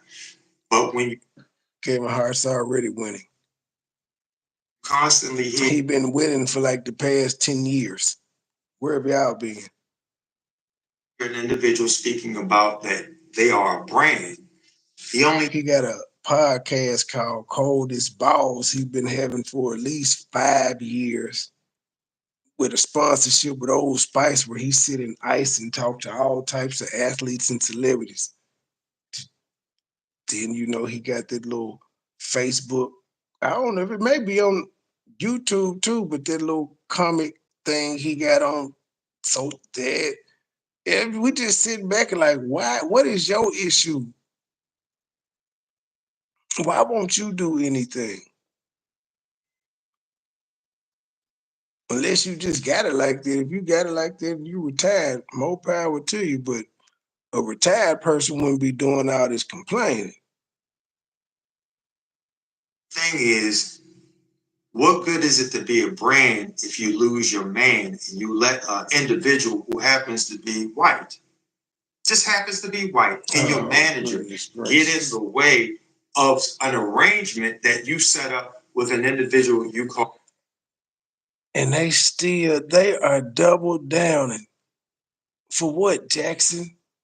How was the shot? Yes. What's up, Jackson? How did it make your day, though? I'm just curious. What did that do for you? Well, what's up, Jackson? Damn it, I forgot what I was about to say. You tell him they like you. He gave you 300,000. Y'all is still talking about this white man there. They go with that shit again. Be white and your manager get in the way. The only thing is, what good is it to be a brand if you lose your man and you let an individual who happens to be white? What good is your brand and you happen to lose a man? That don't even make sense. But what good is his brand? That man, that crazy as hell. His brand is still his brand. He refused to work with y'all. His brand is as hot as it's ever been. But he still was able to give you $300,000 off his brand and didn't want it back. And y'all are still saying, because his manager, just like you, Monique manager, his manager gave him some advice and was like, you don't want to touch this. She blackballed. You don't want to be blackballed, Kevin. This could fuck up your career. Nobody may ever want to work with you ever again. And he chose his self-preservation over you. And you're mad about him still. And this is a guy that you probably could go to. You got 300,000 that time, didn't even ask. Who's to say you couldn't have got $1 million or $2 million? But y'all have ruined it. Y'all is doubling down on this shit. It was his right not to do business with y'all. It was his right. He could change his mind. It happens all the time. They agree to pilots all the time, and on the day of shooting the production, they be like, nah, we're going to scrap it. It literally happens. That's what happened. Y'all are just saying, because y'all are making it because he's a white man, and that's not right. Just happens to be white, and your manager get in the way of an arrangement that you set up with an individual you call your auntie. You tell them they like your mother, but then they don't get back to you. See, y'all should have known he was just talking shit anyway. You can't be an auntie. You can't be my auntie and my mama. You can't. You got to be one. it was just feel good nothings, sweet nothings. And y'all took that seriously. The auntie and the mama, but y'all is really bothered that his management, just like how you told Monique not to go on the promo tour. His manager said, nah, fuck this little show they got pitched. And Kevin tried to tell you, that's what you're leaving out. Kevin, because your wife said it. Kevin tried to say, no, it's a misunderstanding, and she wasn't trying to hear that. Do you not think that phone call could have been the reason it actually didn't go into fruition? Because as many times as he tried to tell her it was an accident, she kept talking about your white manager this, your white manager that. Nigga, tell me something. He was like, damn, I see why they say you difficult to work with. Reference to it. So we're wrong, and she's wrong for having a discussion about the truth. The truth. I mean, Mom, recently there was an outreach for her to do an interview with him. And she said, I'm not doing an interview with him through you. I'm coming to you, Kevin, and I'm speaking to you, Kevin, and reached out to Kevin and said, hey, brother, through text, why is it that you would have somebody reach out to me for an interview when all you got to do is reach out? Because that's their fucking job. Now that's being difficult. That's doing too much. You act like you VIP. You're not VIP anymore, Monique. Most people see that's how you know you don't make no more money, man. Them folks got assistants and secretaries and all type of people that do that shit for them. Come on now, you doing too that's much. literally their job is to make these phone calls because I'm too busy on set and writing scripts and shit to be Exactly. calling They everybody to doing ask too them to much. come on the Like fucking show. y'all ain't shit no more, man. Listen, you're not gonna get a call from them. And then she said, no, I ain't gonna go on the show because you didn't ask me, your assistant did. Son of a That's crazy.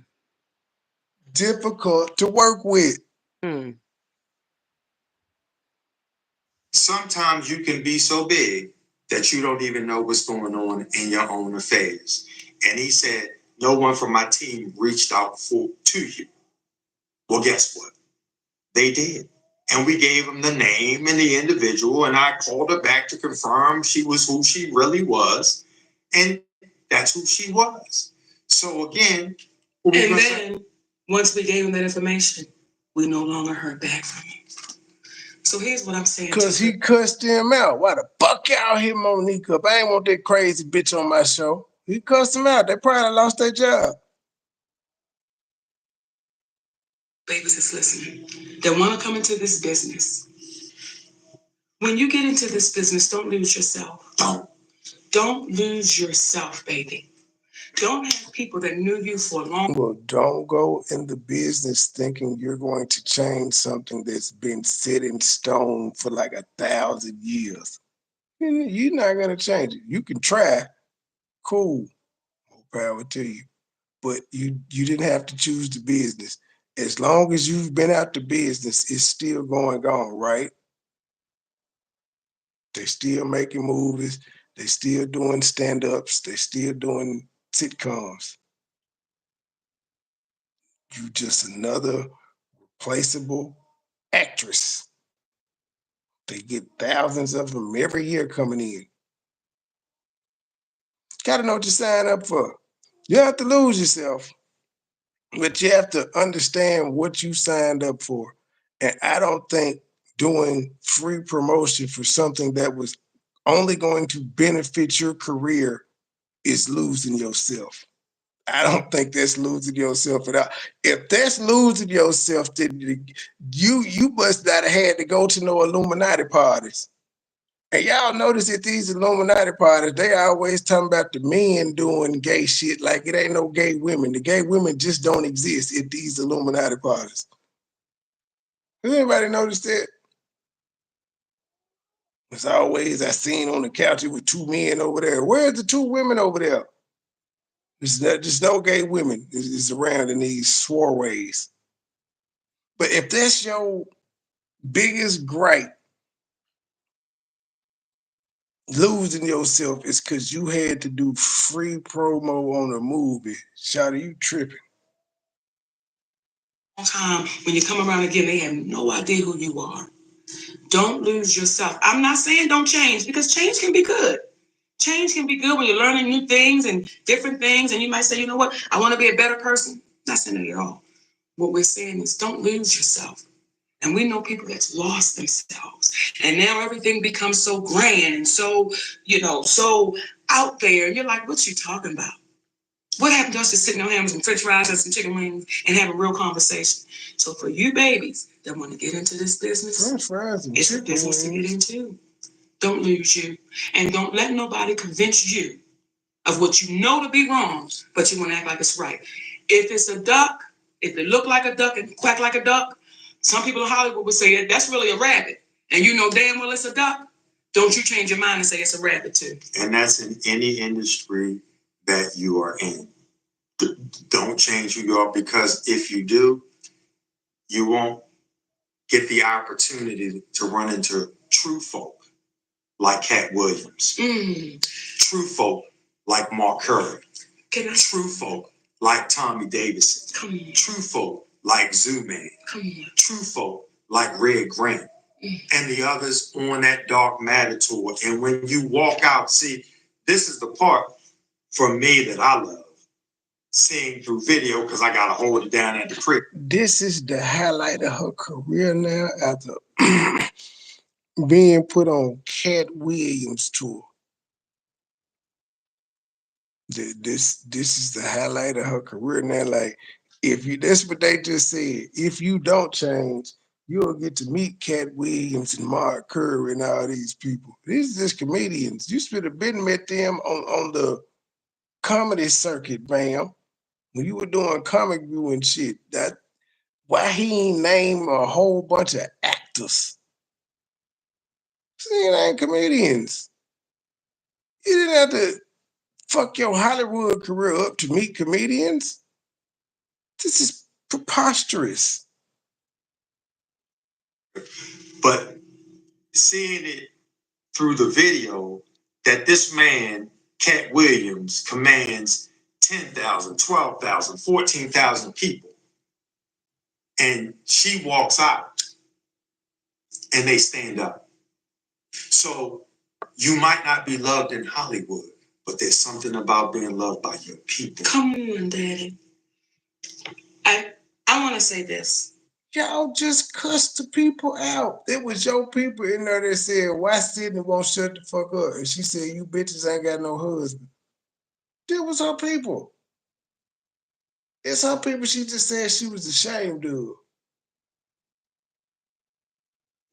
About our brother Cat Williams. Through the years, I would always hear things about Cat. He don't show up to shows. He ain't this, he ain't that, he ain't this. That's one of the purest cats in this game. That cat right there named Cat Williams. See, I know stories about this brother. And I said to Cat, do you mind if I share this? And he said, Monique, I can't stop you from saying what you want to say. See, for the ones that talk ill about Cat Williams and all he not doing, they can't touch him. Because there was a woman named Yvette Wilson who played Endell on the Parkers. And when Endell took ill, it was a man named Cat Williams that stepped in and took care of that sister till she left this earth. But they won't tell you all that story about him. They won't tell you the story that when I walk. They won't tell the story because he doesn't tell the story. You only knew it because she was your castmate. That's how you knew it. I'm sure Cat didn't tell you either. But that's why they don't tell you, because he didn't make it public. You did. To that production, your brother takes care of his folks. And when you hear the DJ say, Monique, I've been with Cat for 6 years. And this person say, I've been with Cat for this many years. And that means loyalty. That means somebody treating you right. So don't believe everything you hear if you can't. Okay, well, Monique, where your friends and folks at that say they've been with you for years? Where's your loyalty to your people? You ain't got none. See, you just killed yourself. Despite all the, where's your group of people? Where's your tour? Because you're supposed to have a tour and have a whole bunch of black women on it. You're supposed to have your own queens, the own Queens of Comedy tour, or a Dark Matter tour, or whatever you want to call it. You're supposed to be doing the same thing. Cat ain't been in no movies in a long time. But he's able to always give you 100-city comedy tour every year or so, every other year. You get money. See it for yourself. And what I see when I go onto that Dark Matter tour every weekend, I see people that love that 5'5" giant. They love that man. So sometimes when Hollywood say, you ain't enough, you ain't good, when your people say you enough, that's all you need, my babies. And the piggyback on what you saying, Mama, let me tell you how Brother Cat is such a gangster in the best of ways. When we worked out the deal for Monique to go on the Dark Matter tour, he didn't send me to his people. He said, man, let's me and you work this out. And when I tell you, in about 5 minutes, what was conveyed and done normally takes, a bit longer than that. And the reverence and the flowers that he has bestowed on. That's because y'all was in the same place at the same time. It's like, let's just get it done. No sense of, that's understandable.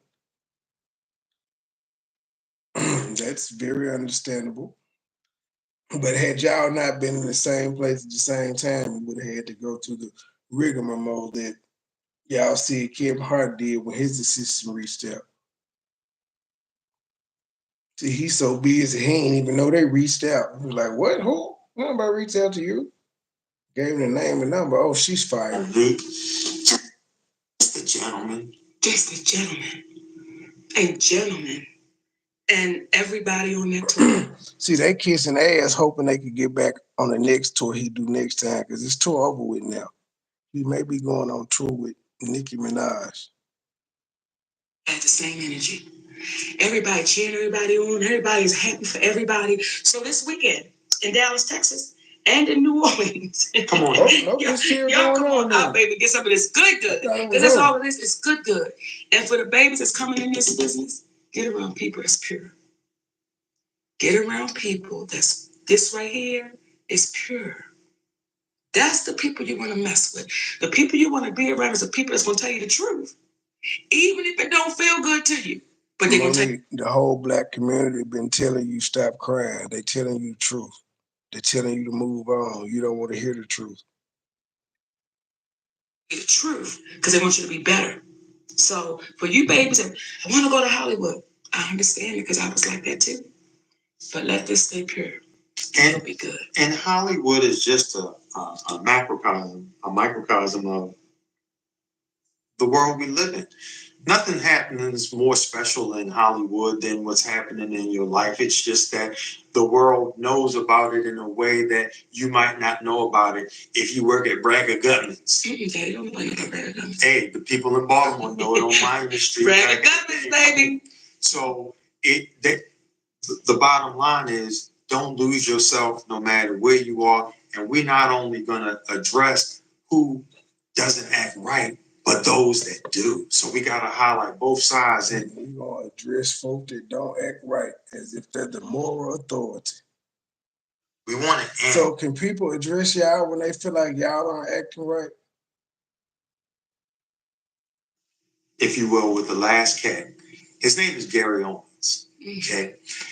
Gary Owens is an individual who Monique has never said anything about, an unkind word or anything, but he has felt the need to jump in and speak in reference to Monique. And what's funny is, oftentimes you're having comedians who are speaking ill about Monique, who haven't accomplished what Monique has accomplished, but because it's a Black woman and it's so easy to demean them because of the lack of relevance our society will have for them, they get away with it.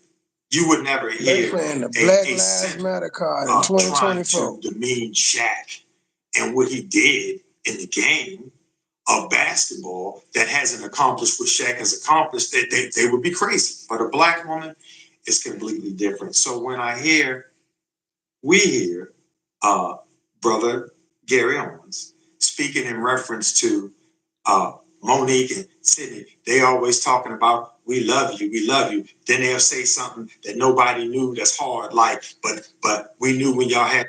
That was true though. Y'all do say I love you, but nigga, you ain't shit. That he didn't lie. So now anybody that comments on y'all gonna fire back here. That's all they said. I watched the clip. I said y'all end up telling folk business like you did with DL Hughley. Brother, I love you, but you ain't protect your baby. You ain't shit, nigga. Steve, I love you, but you a coon. That's harsh. And he did it. It was stand up. An abortion. What? And this is where people say, oh, Monique, Gary Owens, let me tell you something. If you spent the same energy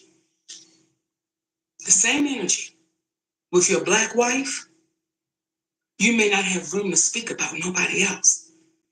But when your wife came out, or ex-wife came out and said, you mistreated her and those kids, you know why you were so easily able to get away with it? Because she's a black woman. What the fuck? I wanted the opportunity to say that, but I'm sorry, Dad. No, that's all right. What the fuck so white men don't mistreat their white wives. This is ridiculous. But at the end of the day, do you think the time that you've used to focus on Monique telling her truth, like about Will Packer? That man spent less than 5 minutes on a comedy bit addressing what Monique said. You act like this is something he does every day. These people just take everything and run with it.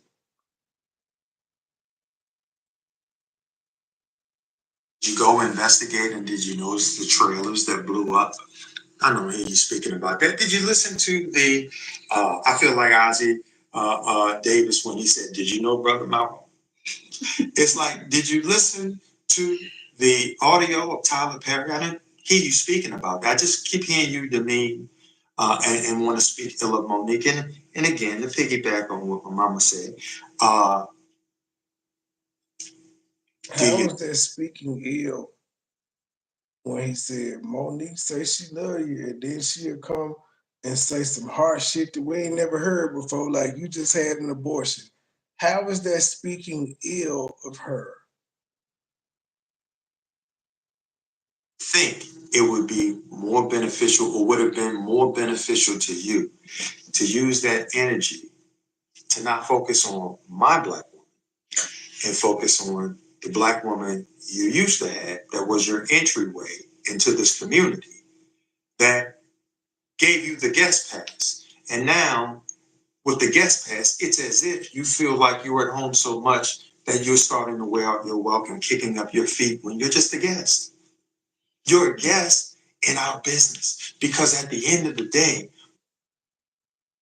who is our business? You about black people, or I thought he told jokes. So he can only he can't tell jokes to black people because he's white? Is that what y'all saying? Because you white, black people can't laugh at his jokes. Yeah, y'all need to shut the fuck up. what you don't know is, even with Will Packer, nothing but love, because there was a white man on the set that referred to David Talbot and Will Packer as boys. And she pulled them up, and this is after they had the conversation in reference to how he was handling himself, because we from the old school. We can have a conversation. We can have a disagreement. We can have a fight. And then afterwards, we're going to say, hey, you want to get a sandwich? We're good. You want a sandwich? Because this is what people do. Like, we don't want to see nothing happen ill to Will Packer. What we want to do is see good stuff happen, like you open up your heart and you don't work for the individual that's going to take advantage of your people. Tyler Perry, we want the best for you, because in wanting the best for you, you would have had the courage to say to Lionsgate, I can't in good conscience go to this black woman and ask her to do something for this white company for free when she has no contract. Hey man, you was on the white man's platform right now responding to all these black people for free. Instagram ain't paying you for this shit. For obligation to do anything for her.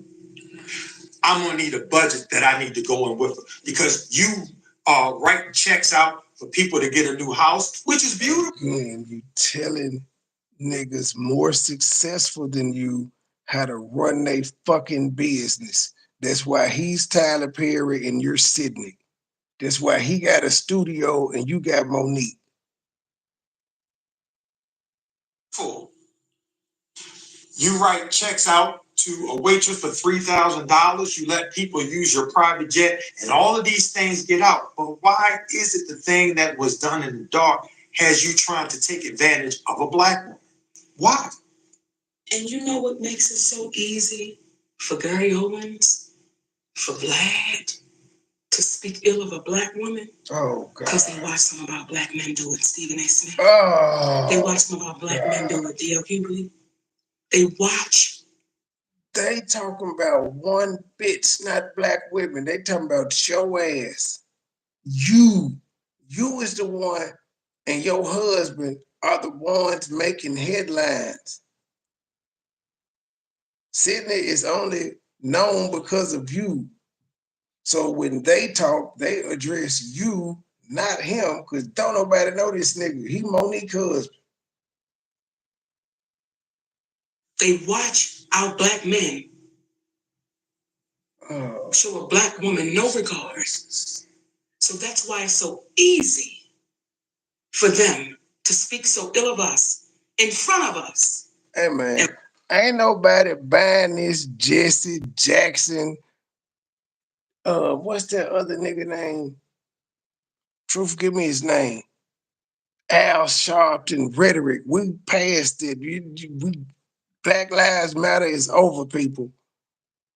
You're not gonna play the black men talk shit about black women, and all you're doing is talking shit about black women.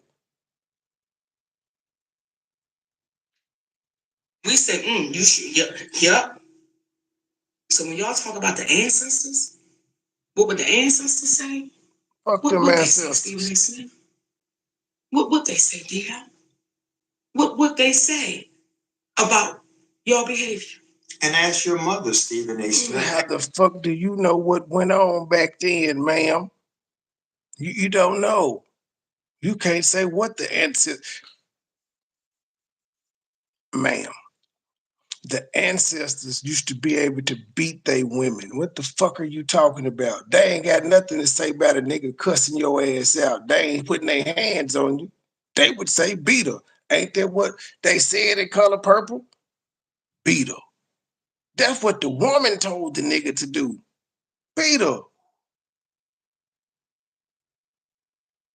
Ask your sister, Stephen A. Smith, have they ever, your black mom, your black sister, have they ever been in a situation where it was as if they were to be seen and not heard? Ask them. Because if you start understanding. Yes, because they grew up in a black household where that's what they were told about kids. Kids shouldn't be heard. Seen, not heard. So yeah, everybody mama heard this shit. Everybody's sister heard this shit. Understanding that, then you will understand to start believing the very individuals that brought you into existence. So the reason why, again, when we hear people say, why is he here? That's like saying, why did that man open the door for you? Right. Why? Shut up, Sidney. That is not the same thing. You being a gentleman and you talking when ain't nobody asked you a fucking question is not the same thing. He opening your door for you. We've got to learn, which is funny because when we got together, Monique is the one that should be working with these people, that has to work with these people. You shouldn't say shit on camera. Your job is to talk to her off camera. Managers normally aren't on camera with their client talking shit. That's what a publicist is for. If you don't have a publicist, you normally just have that person speaking for themselves. Excuse me. Yeah. When we got together, I had to say, do me a favor. Don't disrespect me. Allow me to treat you like a gentleman. Like a gentleman. Let me be a gentleman towards you. Let me be a gentleman towards you, though sometimes you can be a gentleman. Okay. But you know, and I want to say this, we're supposed to be going. Well, see, at least you said, don't talk to me crazy. Allow me to be nice to you by not disrespecting me. Therefore, I will never have to disrespect you. That's you were specific. You do realize the shit that Monique saying about how black men are talking about black women, the disrespect typically comes from them first. They wasn't told, don't disrespect me, and I can stay in character with you. Now, we know the anomaly happens, but we're in 2024. We see how this shit goes. We see how both sexes talk to each other. But I want to say this too, for some of you sisters that question it. My mother, I can remember my mother saying to me, Monique, you've given Sidney all the power. And I said, Ma, what you see me giving Sidney is respect. Something you never gave my father. And what your grandmama said. Damn. So we know how you feel about your mama. You ask everybody else, how black men, because they said something negative about a black woman. We know how you feel about your mama, because that wasn't positive. Why you didn't say nothing positive about that black woman? You just told her she never respected your daddy. Yikes.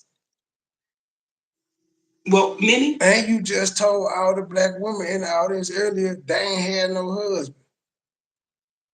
Yeah. Well, my grandmother, who was my Mimi that I spoke about in the special. My grandmother, well, I want to give you the whole story.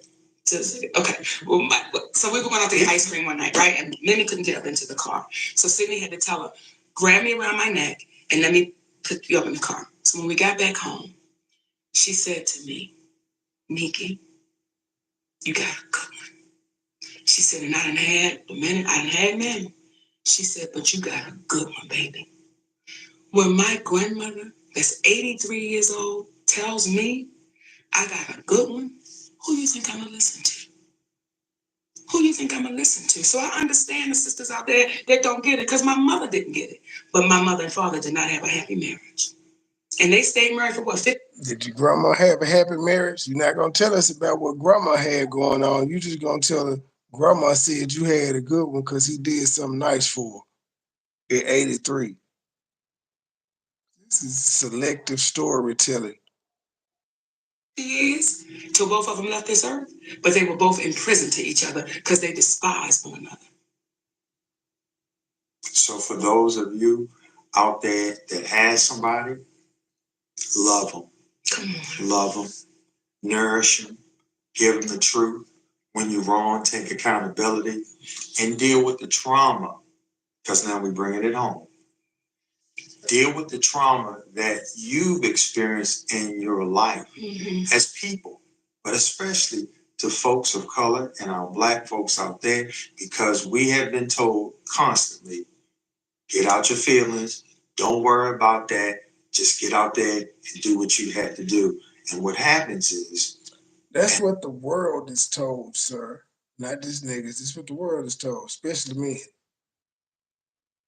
Steve Harvey is a prime example of this. Here we go. Steve Harvey, to me, is one of the hardest working people you're going to ever want to meet in this business. I'm going to always have love to him, for him, because years ago, before Monique was known, he walked this woman across the parking lot and he said, one day, he said, you're a millionaire and you don't even know. So when those individuals who happened to be white wanted to tell us about what this man was making when they were recording Monique for doing to do a talk show, and I had to explain to them, that's our brother, don't tell us our business.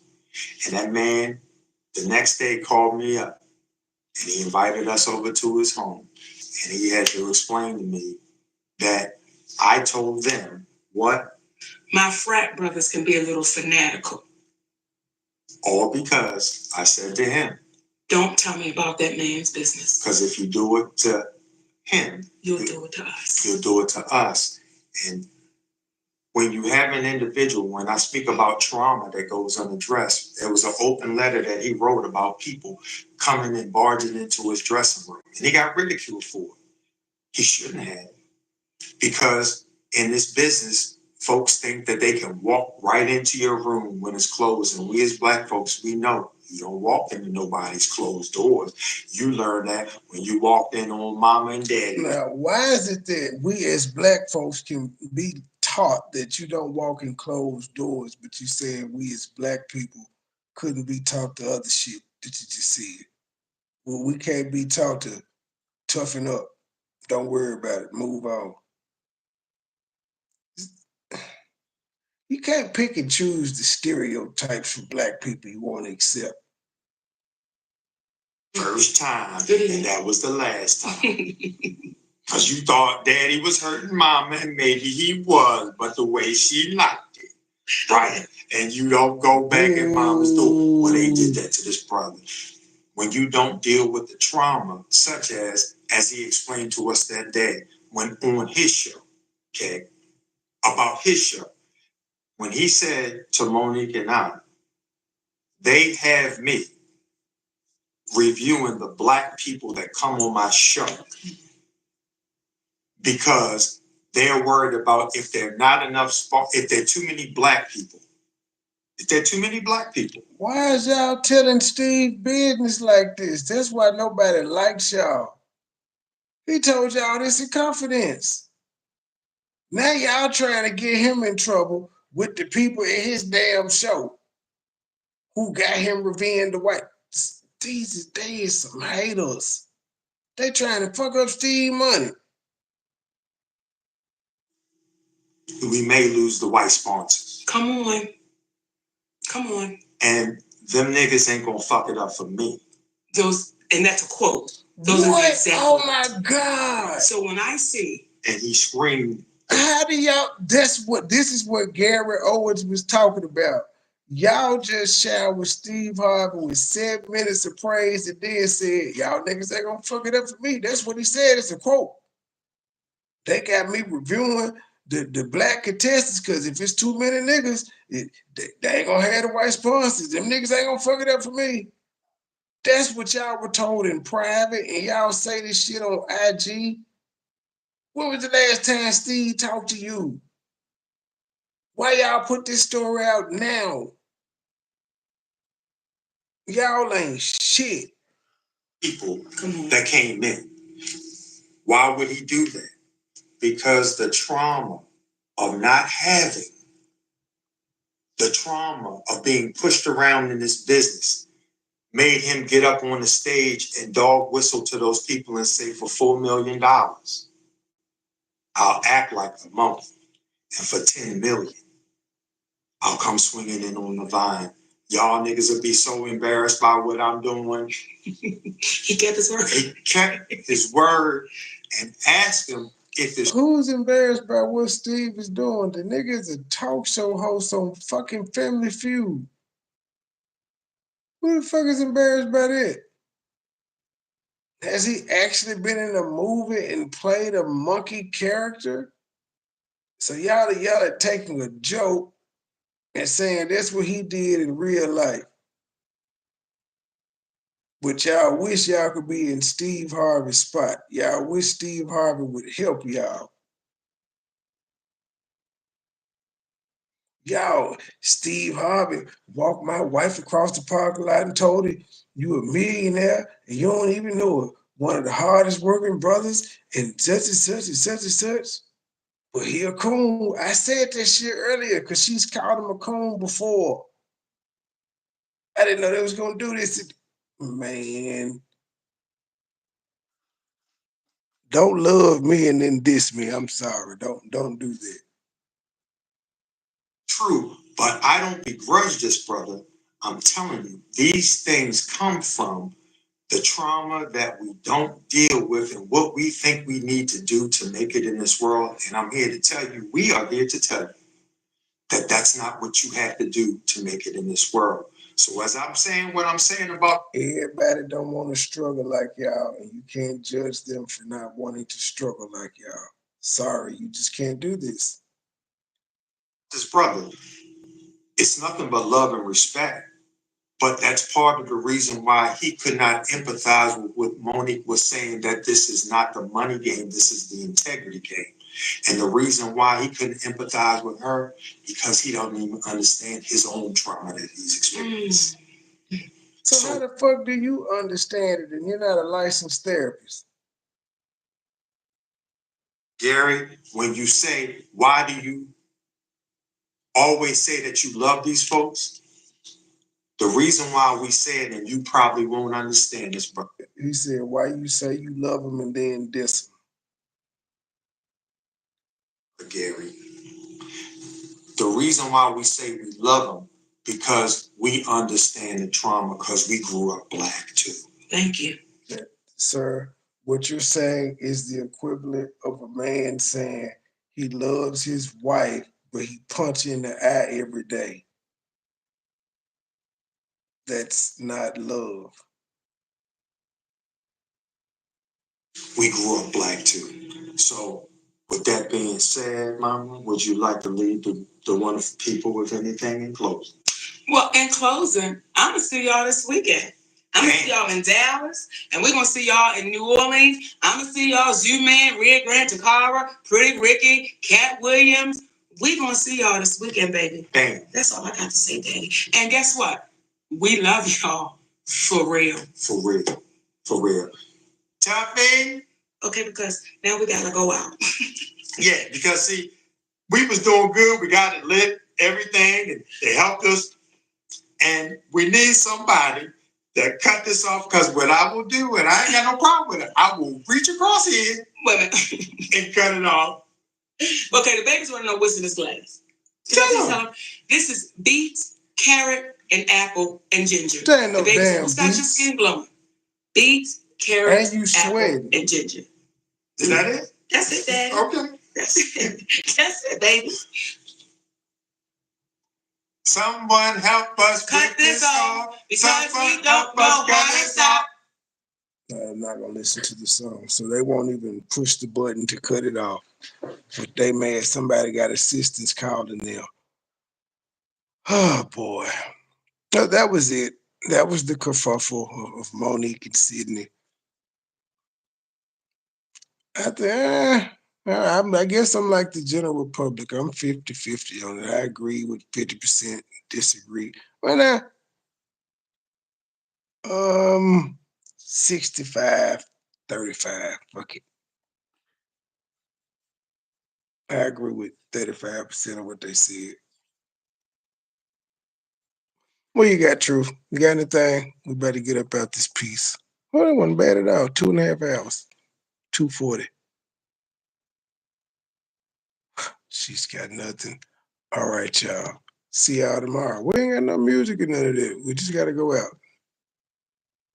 Who? The infamous is Day High. Probably here. Getting ready for the tour. I understand some points, but they just go way over the top. Always. All right, y'all. Good night. See you tomorrow or later today.